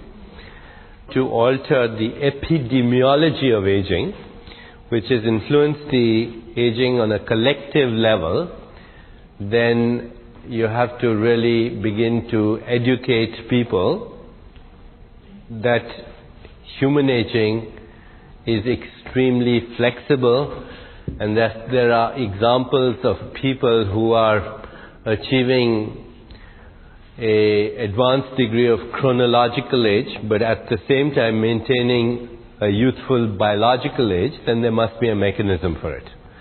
And if there is a mechanism for it, then we can all learn about it. George Bernard Shaw, who is a great example actually of graceful aging. Throughout history there have been people like that. Bernard Shaw, Tolstoy, Leonardo da Vinci, Michelangelo, Picasso made great contributions to humanity in their 8th and 9th decades. So one of his famous quotes is, George Bernard Shaw says, "Youth, oh what a pity to waste it on the young." So there is now but what we know about aging, the first time, the ability to create a situation where you have both the wisdom of experience as well as the biology of youth. Because human aging is definitely flexible, fluid enough even to be reversible. I think we want to, when defining aging, we want to be familiar with certain terms. There is chronological age, which is the age on your birth certificate and your social security card. There is psychological age, which is, of course, how young or old you feel psychologically. There are ways to measure that. There is biological age, which is if somebody had no idea about how old you were, but they were to do certain tests, what would they say how old you are? Because you can be emotionally and spiritually and physically burnt out, and you can be chronologically 25, but you can have a biological age of an old man. On the other hand, you can be chronologically 60 or 70, and you can have the biological age of a 25-year-old. So don't confuse chronological age with biological age. And obviously biological age is the more important marker of aging. It tells you exactly how your physiology is performing. And then of course there's this whole realm of spiritual age, which is essentially timeless. It's eternal. So let's look at how scientists actually would measure somebody's biological age. These are the 10 biomarkers of aging. These are the 10 biomarkers of aging. And now we can add a few more to this. Let's go over these first, and then I'll tell you what the others are. So the first way to measure somebody's age is to measure their bone density. As people grow older, their bones become thinner, and a condition starts called osteoporosis.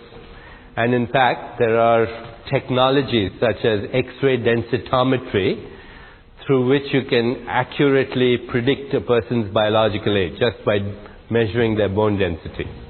The second measure of biological age is body temperature regulation. How flexible is their ability to regulate their body temperature? The body temperature usually remains within a very narrow range, from 98.4 degrees to about 99, in that range. And how adaptable is that ability to environments? So older people usually get heat stroke very easily because their body temperature regulation ability is not as good. So body temperature regulation is a good marker for biological aging. Basal metabolic rate, which means the metabolic rate when you're not doing anything, at rest. And as people grow older, their metabolic rate starts to decrease. Young people have a higher metabolic rate. So of course, if you measured lots of people's basal metabolic rate, you might get different metabolic rates depending on their thyroid activity, depending on whether they are vata or pitta or kapha. We're not talking about that. We're talking about their basal metabolic rate at different ages. So whatever their basal metabolic rate is, as people grow older, it starts to fall. Sugar tolerance, which means how easily do you metabolize sugar. If you metabolize sugar very fast, that's usually a sign of youthfulness. As people grow older, they get insulin deficiency, insulin resistance. There are some changes in the secretion of growth hormone. In fact, growth hormone is decreased as people grow older. So, and growth hormone happens to be an insulin antagonist. And for a variety of complex reasons, what happens is, as people grow older, they don't metabolize carbohydrate as well. They don't metabolize sugar as well, and they get what is called sugar intolerance, and of course, more likely to get type 2 diabetes as well. So that's another. You can do a glucose tolerance test, which is inject sugar and watch it over several hours, and you can also predict or calculate biological age. Strength of muscles. As people grow older, the muscle strength gets weaker. As fat content in the body. People grow older, the relationship of fat to muscle, the ratio of fat to muscle also decreases. Aerobic capacity, which is your ability to utilize oxygen, that decreases as people grow old. Cholesterol HDL ratios, so you know that there are two kinds of cholesterol, HDL, high density lipoprotein, and low density lipoprotein. So low LDL, the low density lipoprotein, is the so-called bad cholesterol, and HDL is the so-called good cholesterol. As people grow older, the HDL cholesterol ratio starts to go down, which means HDL starts to decrease and the bad cholesterol starts to go up. Muscle mass, which is separate from muscle strength, blood pressure, systolic blood pressure, in fact, increases by about 10 points for every decade of life after 50. So these are very standard, well-known biomarkers of the aging process. There are three more I should mention. Actually, there are several more, but a few that are important. Vision. As people grow older, their vision gets worse. Sex hormone levels, particularly a precursor of testosterone, the male hormone, and the female hormone estrogen, the precursor that's called DHEA sulfate, which is short for dehydroepiandrosterone sulfate. It's an adrenal steroid that is metabolized into testosterone. And as people grow older, their DHEA levels start to fall. Younger people, the DHEA levels are higher. So vision, sex hormones levels, sexual activity as well, DHEA levels, and other things can be also measured. Things like immune function. Immune function starts to fall as people grow older. And there are some very easy, non-invasive things to do that can measure immune function. You can measure IgA levels in the saliva. IgA is a secretory immunoglobulin, part of the immune system. Skin thickness decreases.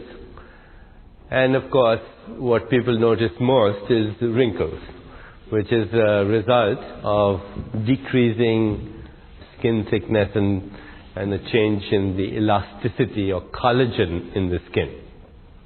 These are the standard biomarkers of aging. And I got interested in looking at the literature on this and actually pursuing some research on this shortly after my own personal interest in meditation in the 1980s. But before I get into that, in the 1980s, about 1986 I think it was, there was a very interesting study that was published by Ellen Langer from Harvard University. Ellen Langer is a psychologist at Harvard. And she's actually a full professor now of psychology at Harvard University. At that time she was a young scientist, but she made headlines.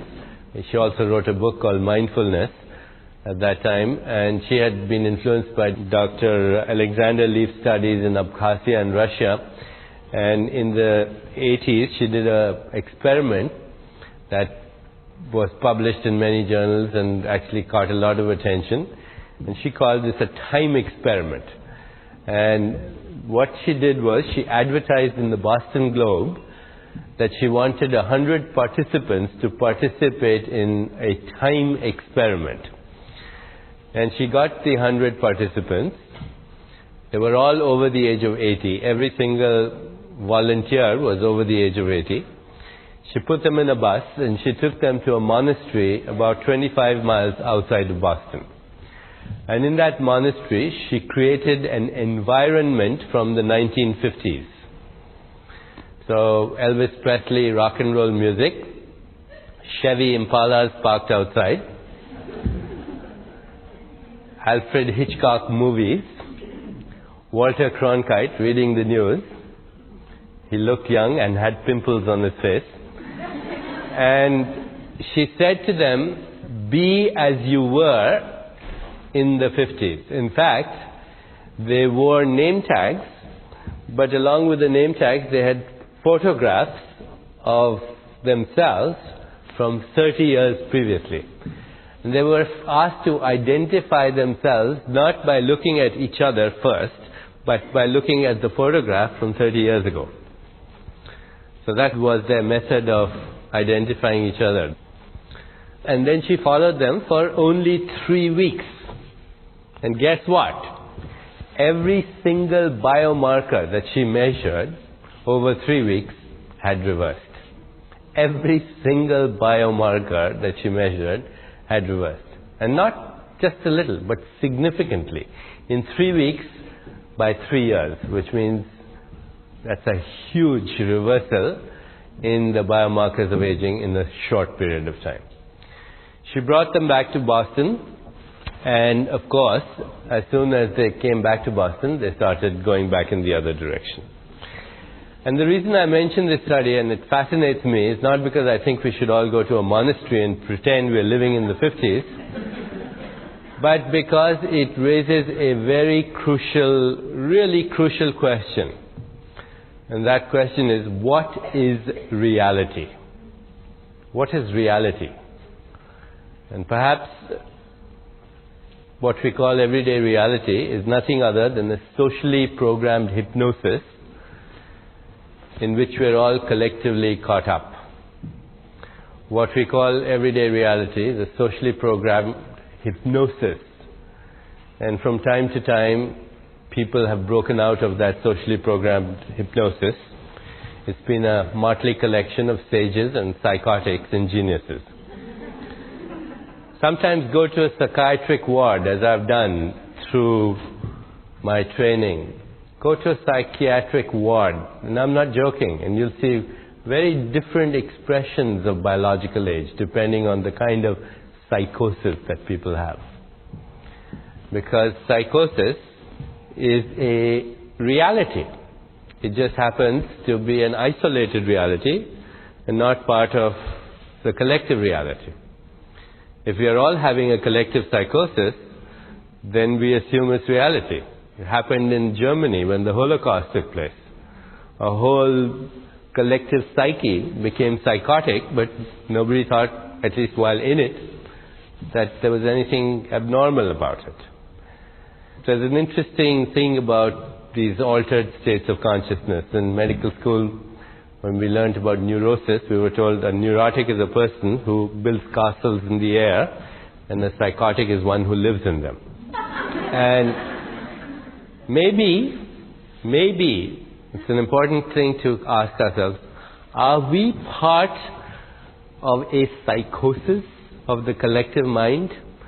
That what we call normal is the psychopathology of the average, which we take for granted? It's really, unless we ask ourselves that, we will not be breaking out of the hypnosis of our own conditioning. And that's the whole goal of everything you've learned this week, is to start a process of self-awareness which allows us to become independent of the collective mind and ultimately to reach a critical mass of self-awareness so the collective mind itself transforms. Because unless the collective mind transforms, our individual thoughts being context-bound, we are not going to really have a change, a real dramatic change in our biological function. Because we are influenced by that. And Ayurveda, in fact, in Vedic science, the history of humanity is divided into 4 distinct yugas or eons of time. And there are some references to that in the biblical literature as well. So a span of time where the critical mass is more or less enlightened. And if the critical mass is more or less enlightened, then everybody is living for 1,000 years. It's called Satyug in Vedic literature. And the extreme opposite of that is where the critical mass is in the stage of extreme ignorance. And it's presumably what we're in now. And where the average lifespan is less than 100. And then there are phases in between. And the pendulum kind of swings between one eon of time another eon of time. And there are references to that in biblical literature as well. From a purely scientific perspective, though, I think one can say that our consciousness, because it transforms itself into our biology, is the critical element in the human aging process. Now, having said that, let's go over these biomarkers. I mentioned to you Ellen Langer's study. Well, there was another study in the 1980s, which was not a psychological intervention at all. And this study was from Tufts University. And this study actually took people between the ages of 84 and 96. So the youngest person in the Tufts University study was 84, and the oldest was 96. They started with 84-year-old people, 84 years young people, I should say, and they started with weight training slowly, and then introduced aerobic exercise. And in 6 months of first very gradual progressive increase in exercise, physical exercise, both aerobics and weight training, in 6 months, these people between the ages of 84 and 96, they were biologically, as measured by these biomarkers, in their 50s and 60s. They could lift more weight, they had more stamina, they had more mental alertness, they had more creativity, they had more vitality, they had more enthusiasm for life than people in their 50s and 60s. Remarkable study, absolutely. So since then, of course, there's the Cooper Institute in the South, and there's the Tufts University group. There are many studies going on now on how far can you carry this. I mean, if you start earlier, would it have more dramatic effects? Intuitively, it makes sense.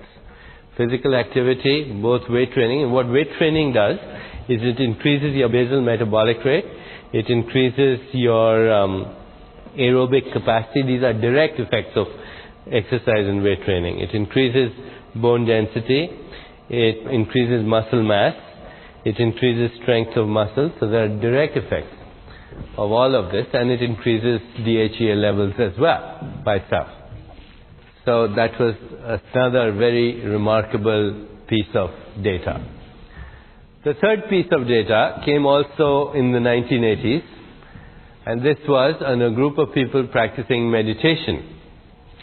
It was done by Keith Wallace, who is a PhD, and in fact did the first study on the physiology of meditation in 1970. It was associated and has been associated with Maharishi, Maharishi Mahesh Yogi brought meditation to the West, literally in a huge way, starting in the 60s. So Keith Wallace and Benson, who is a Harvard physician, did this landmark study in 1970, which was published in the journal Science. And it was on the physiology of meditation, and where he described meditation. But subsequently, they did a study where they took meditators, people who'd been practicing meditation twice a day regularly for 5 years, and compared them with people in the control population who were not meditating. And at 5 years, the difference in biological age in the same chronological group was 12 years. So people who had been meditating regularly for 5 years had a biological age 12 years younger than their chronological age. You say, how is that possible? Well, that is possible because of all the metabolic effects of the meditative process, and particularly the metabolic effect on hormones like adrenaline and cortisol, prolactin, growth hormone. All these hormones are influenced by meditation. In the mid-80s, I got involved in a study with Dr. Glazer, who used to be a colleague of mine. What we did, we started measuring DHEA levels in people who regularly practice meditation. DHEA is the adrenal steroid. That's the precursor of the male and female hormones. And we followed people for 5 years, regular meditation.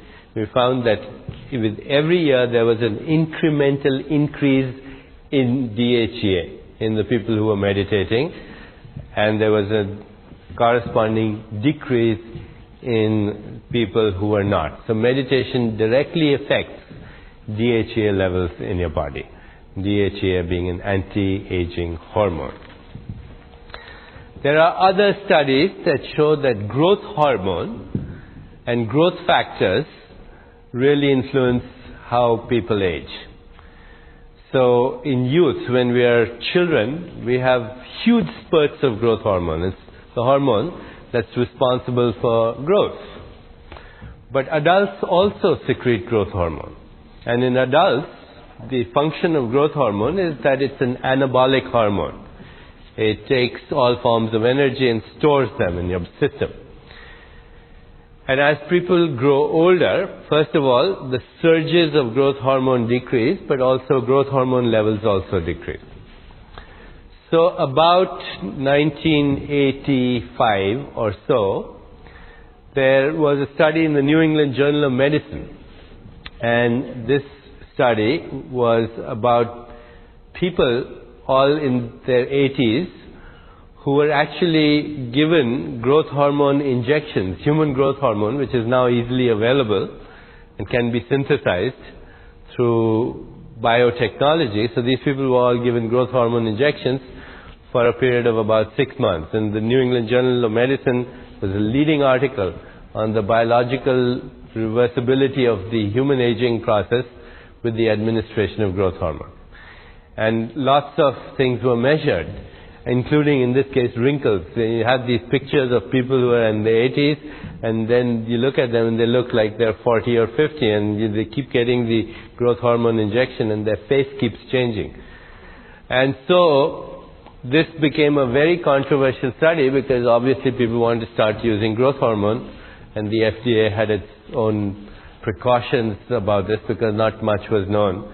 And surely, as these people continued to receive growth hormone, they developed other problems. Acromegaly, which is an endocrine problem. They developed diabetes. They developed congestive heart failure, something called cardiomyopathy, which is a condition of the heart. They even had an increased incidence of cancer. So growth hormone therapy for its anti-aging effects was discarded in the United States. But if you are from Europe, then I can tell you that there are clinics today in Switzerland and in parts of France where people still go for growth hormone rejuvenative therapy. And it's given under controlled conditions. What's my opinion about that? I think it's highly dangerous. You can probably never predict what's going to happen if you give an excessive amount of growth hormone, and it's going to probably create monsters in the future if it is continued. But because of this data, we also got interested, and my colleagues and some of us who are interested in this started measuring growth factors and growth hormone after massage. And of course, growth hormone goes up very dramatically after a massage, in adults as well as in children. In children, of course, also it goes up. If you massage a baby every day, it will grow twice as fast, given the same diet in the early formative years. Same diet, because of the secretion of growth factors and growth hormone. So I think massage has rejuvenative effects, undoubtedly, not only because of the secretion of growth hormone, but also because of the absorption of free radical scavengers, and especially if you use antioxidants in the massage oil, if you use herbal supplements in the massage oil, there's a huge amount of transdermal absorption which affects not only growth hormone levels but the antioxidant effects. So therefore, there's another strategy to anti-aging, and that is nutritional supplements. What are the nutritional supplements that definitely alter biological markers of aging? Antioxidants. The research is on antioxidants. So vitamin C, A, E are antioxidants. And they definitely affect the biomarkers of aging. Now, we started to look at the herbal supplements in the Vedic, Ayurvedic literature. And of all of those, the one that's supposed to be the most effective is amlaki, the Indian gooseberry, Embellia myrabolum. This is the most powerful antioxidant known, more than any vitamin C that you can take, because it comes in a very special way, packaged by Mother Nature. The receptors in the body recognize it, and the way it's made is with ghee, which is clarified butter. And you would say, my God, clarified butter, what's that going to do to my cholesterol? Well, first of all, there's very little of it. Secondly, it turns out that our receptors that bind to these antioxidants in the body are lipid receptors, which means they're made of little molecules of fat. So actually, the clarified butter, which is used to prepare this biochavan, it helps the absorption of this nutrient. There are many good studies worldwide on the effects of this antioxidant effects, anti-carcinogenic effects, anti-arthritic effects, and basically rejuvenative effects. So if I was to summarize all the strategies for aging, I would say they are as follows. The ones that I mentioned. Change your expectation about aging. Get enough exercise to really make a difference in your muscle mass, in your muscle strength, in your bone density. And you have to go about doing that gradually, but really put attention on increasing muscle mass, bone density, and muscle strength. Everything else will be taken care of if you do that. Third, meditate every day, regularly, consistently. Once a day is not good enough. It's like, taking one aspirin, it doesn't get rid of the headache. You have to take 2. And you don't need to take 3, you might get an ulcer. So you don't need to meditate more than twice a day also, you don't want to feel like a zombie. Just the right dose. And fourth, take nutritional supplements, either herbal or other antioxidants. Now recently there's a whole body of literature on DHEA as a supplement. And there's a whole body of literature that's saying that DHEA in fact alters biological aging. There's some literature that is emerging on melatonin, and all I can say to you is it looks good, but I can't say that the scientific data at the moment says definitely this is going to work.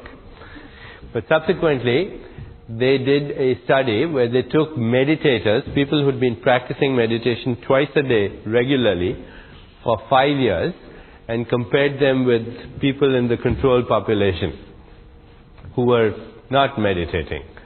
And at 5 years, the difference in biological age in the same chronological group was 12 years. So people who had been meditating regularly for 5 years had a biological age 12 years younger than their chronological age. You say, how is that possible? Well, that is possible because of all the metabolic effects of the meditative process, and particularly the metabolic effects on hormones like adrenaline and cortisol, prolactin, growth hormone. All these hormones are influenced by meditation. In the mid-80s, I got involved in a study with Dr. Glaser, who used to be a colleague of mine. What we did, we started measuring DHEA levels in people who regularly practice meditation. DHEA is the adrenal steroid. That's the precursor of the male and female hormones. And we followed people for 5 years, regular meditation. We found that with every year there was an incremental increase in DHEA in the people who were meditating, and there was a corresponding decrease in people who were not. So meditation directly affects DHEA levels in your body. DHEA being an anti-aging hormone. There are other studies that show that growth hormone and growth factors really influence how people age. So in youth, when we are children, we have huge spurts of growth hormone. It's the hormone that's responsible for growth. But adults also secrete growth hormone. And in adults, the function of growth hormone is that it's an anabolic hormone. It takes all forms of energy and stores them in your system. And as people grow older, first of all, the surges of growth hormone decrease, but also growth hormone levels also decrease. So about 1985 or so, there was a study in the New England Journal of Medicine. And this study was about people all in their 80s who were actually given growth hormone injections, human growth hormone, which is now easily available and can be synthesized through biotechnology. So these people were all given growth hormone injections for a period of about 6 months. And the New England Journal of Medicine was a leading article on the biological reversibility of the human aging process with the administration of growth hormone. And lots of things were measured, including in this case wrinkles. So you had these pictures of people who are in their 80s, and then you look at them and they look like they're 40 or 50, and they keep getting the growth hormone injection and their face keeps changing. And so this became a very controversial study because obviously people wanted to start using growth hormone, and the FDA had its own precautions about this because not much was known. And surely, as these people continued to receive growth hormone, they developed other problems. Acromegaly, which is an endocrine problem.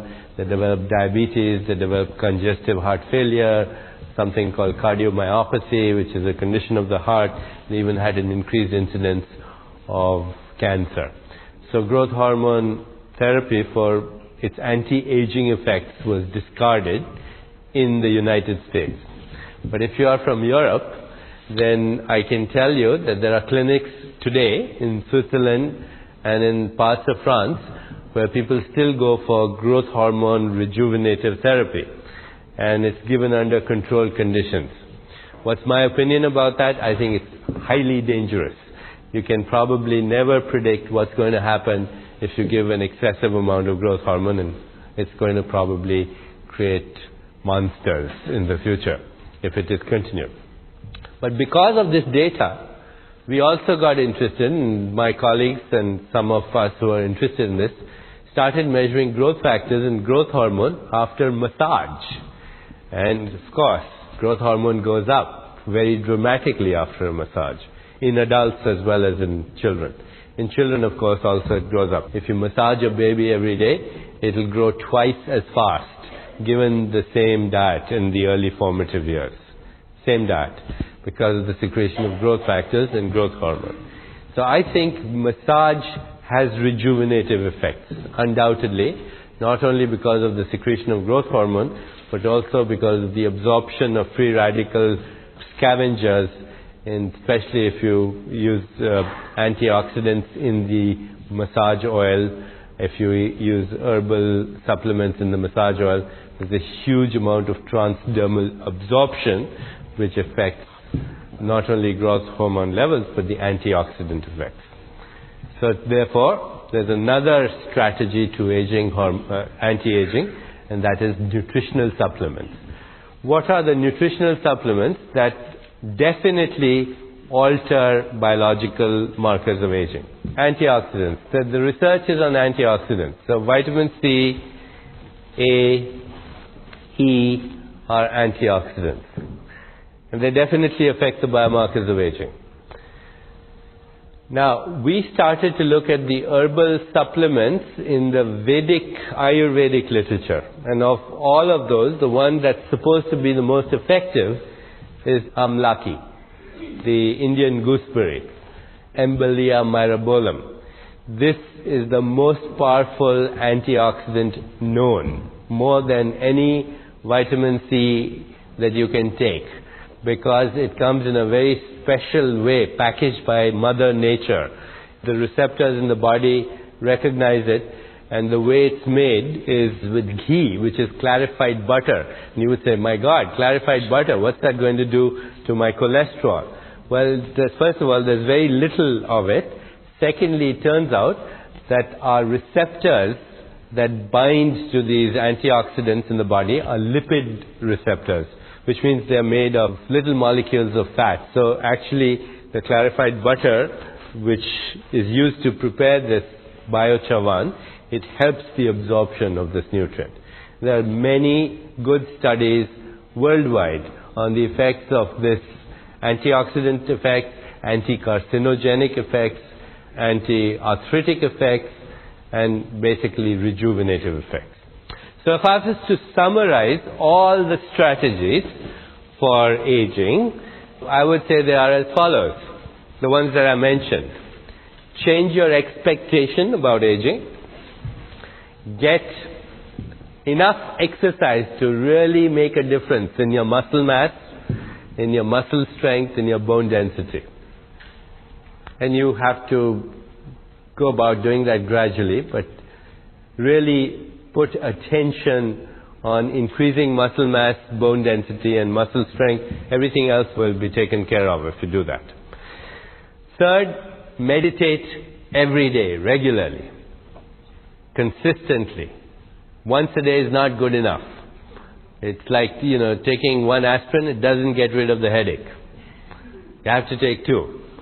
And you don't need to take 3, you might get an ulcer. So you don't need to meditate more than twice a day also, you don't want to feel like a zombie. Just the right dose.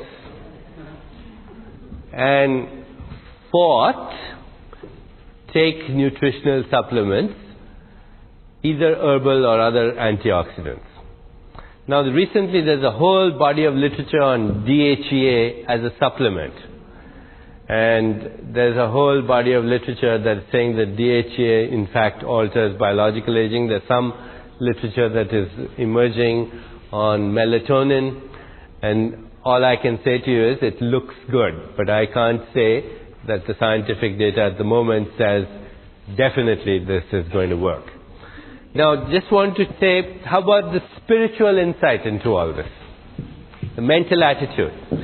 And I think the mental techniques that influence aging are here. Changing your internal reference point from ego-based to spirit-based, because time is manufactured and metabolized by the ego. The ego creates time. When ego entered our evolution, then death also entered our consciousness. Only the ego is that which dies.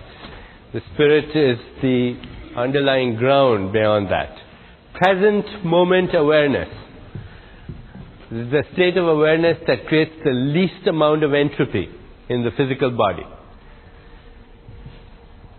Uncertainty as part of the overall order of things, or what we call the wisdom of uncertainty, which is, I accept that as my anchor, to be comfortable with uncertainty, because certainty is the prison of the past. It's the stale repetition of outworn ideas in the past. An attitude that change is the only constant and is infused with non-change, because in the midst of change there's always the non-change of the observer. And that little exercise that we did in the midst of observation, turning back to the observer and experiencing the observer as the non-changing factor in the midst of time-bound change. The observer is the timeless factor in the midst of time-bound change. And the knowledge that entropy is a function in the universe, but it holds no threat if it is under the control of the infinite organizing power of spirit. Again, changing your reference point back to spirit all the time. So a few years ago, with all that, I came about with these ideas that I want you to go home with, which in a way capture the essence of all the Ayurvedic techniques that you've learned this week. First, listening to the body's wisdom. The body sends out only 2 signals. Signal of comfort and a signal of discomfort. So all behavior should be such that it, in a sense, always creates that experience of comfort. I'm not talking now about physical intense exercise, which is a part of the routine. I'm talking about generally the behaviors that create emotional comfort more than anything else. Listening to the body's emotions means listening to the wisdom of the body. Maintaining life-centered, present moment awareness. This moment is as it should be. The past is gone, the future is not here. At this moment, I'm free of both. That notion that this is the only moment that really is. The past is an imagination. The future is also an imagination. The only reality is this moment. The experience of silence. Talked about that. Relinquishing the need for approval and control. The need for approval and control are ego-based needs that are based on fear, and all motivation based on fear creates entropy. Practicing defenselessness, which means relinquishing the need to defend a point of view.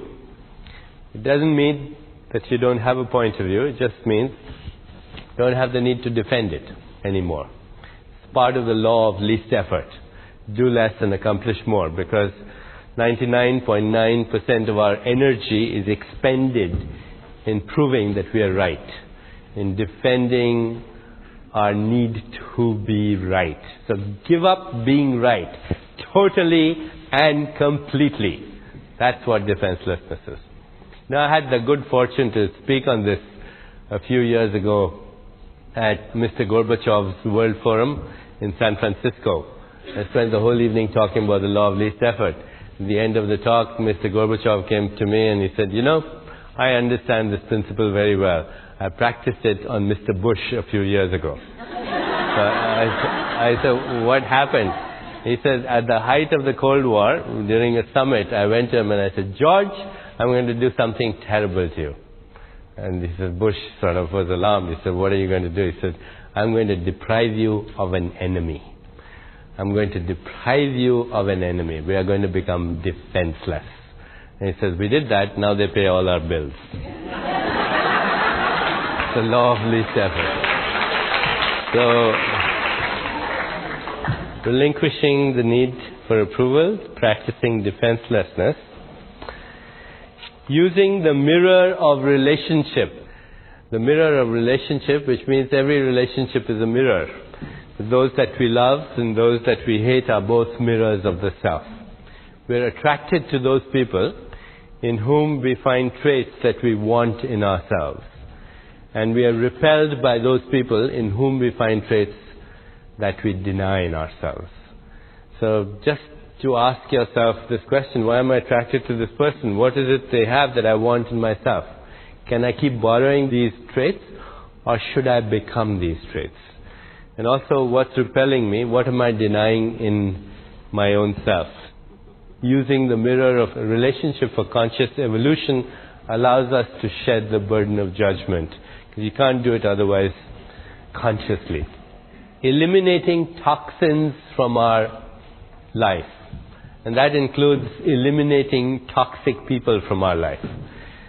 Toxic relationships, toxic emotions, toxic food, toxic chemicals, they all have the same effect. They create toxins in the body. Now you can even measure these toxins, all these hydrogen peroxide and singlet oxygen and all the things that go along in the name of radicals, hydroxy radical and so on.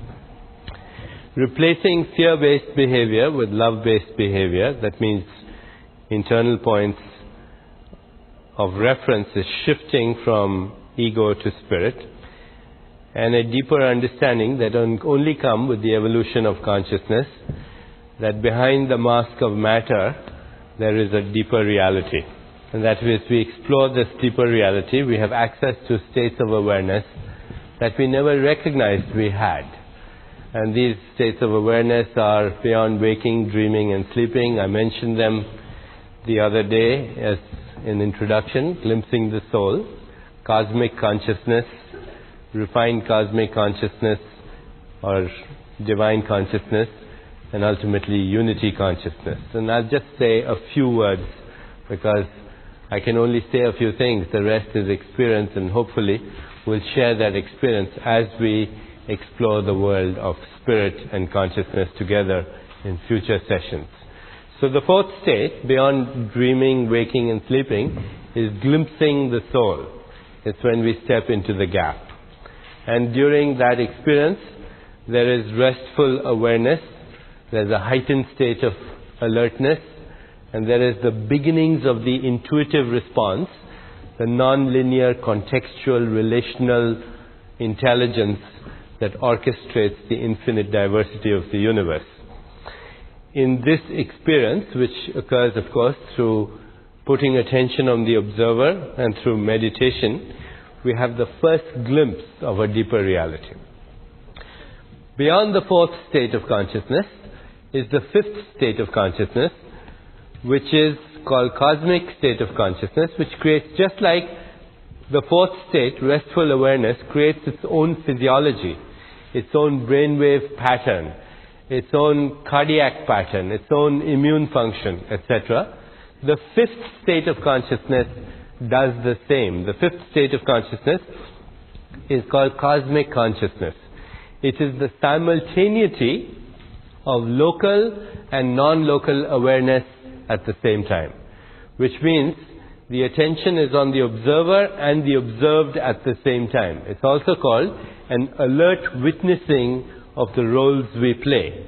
So I'm playing the role of a speaker and author right now. I also play the role of a father, I play the role of a son, I play the role of a husband, I play the role of a doctor. I'm not the roles I'm playing. I'm the alert witness of the roles I'm playing. It might be my destiny to play an infinity of roles, but I'm not the roles I'm playing. So in that alert witnessing, what happens is there's a state of awareness where there is the non-judgmental awareness of waking, dreaming and sleeping. Dreams are lucid because there's a part of you who's watching the dream. Even deep sleep has a part of you that's fully awake to the physiology of deep sleep, body and mind and brain function.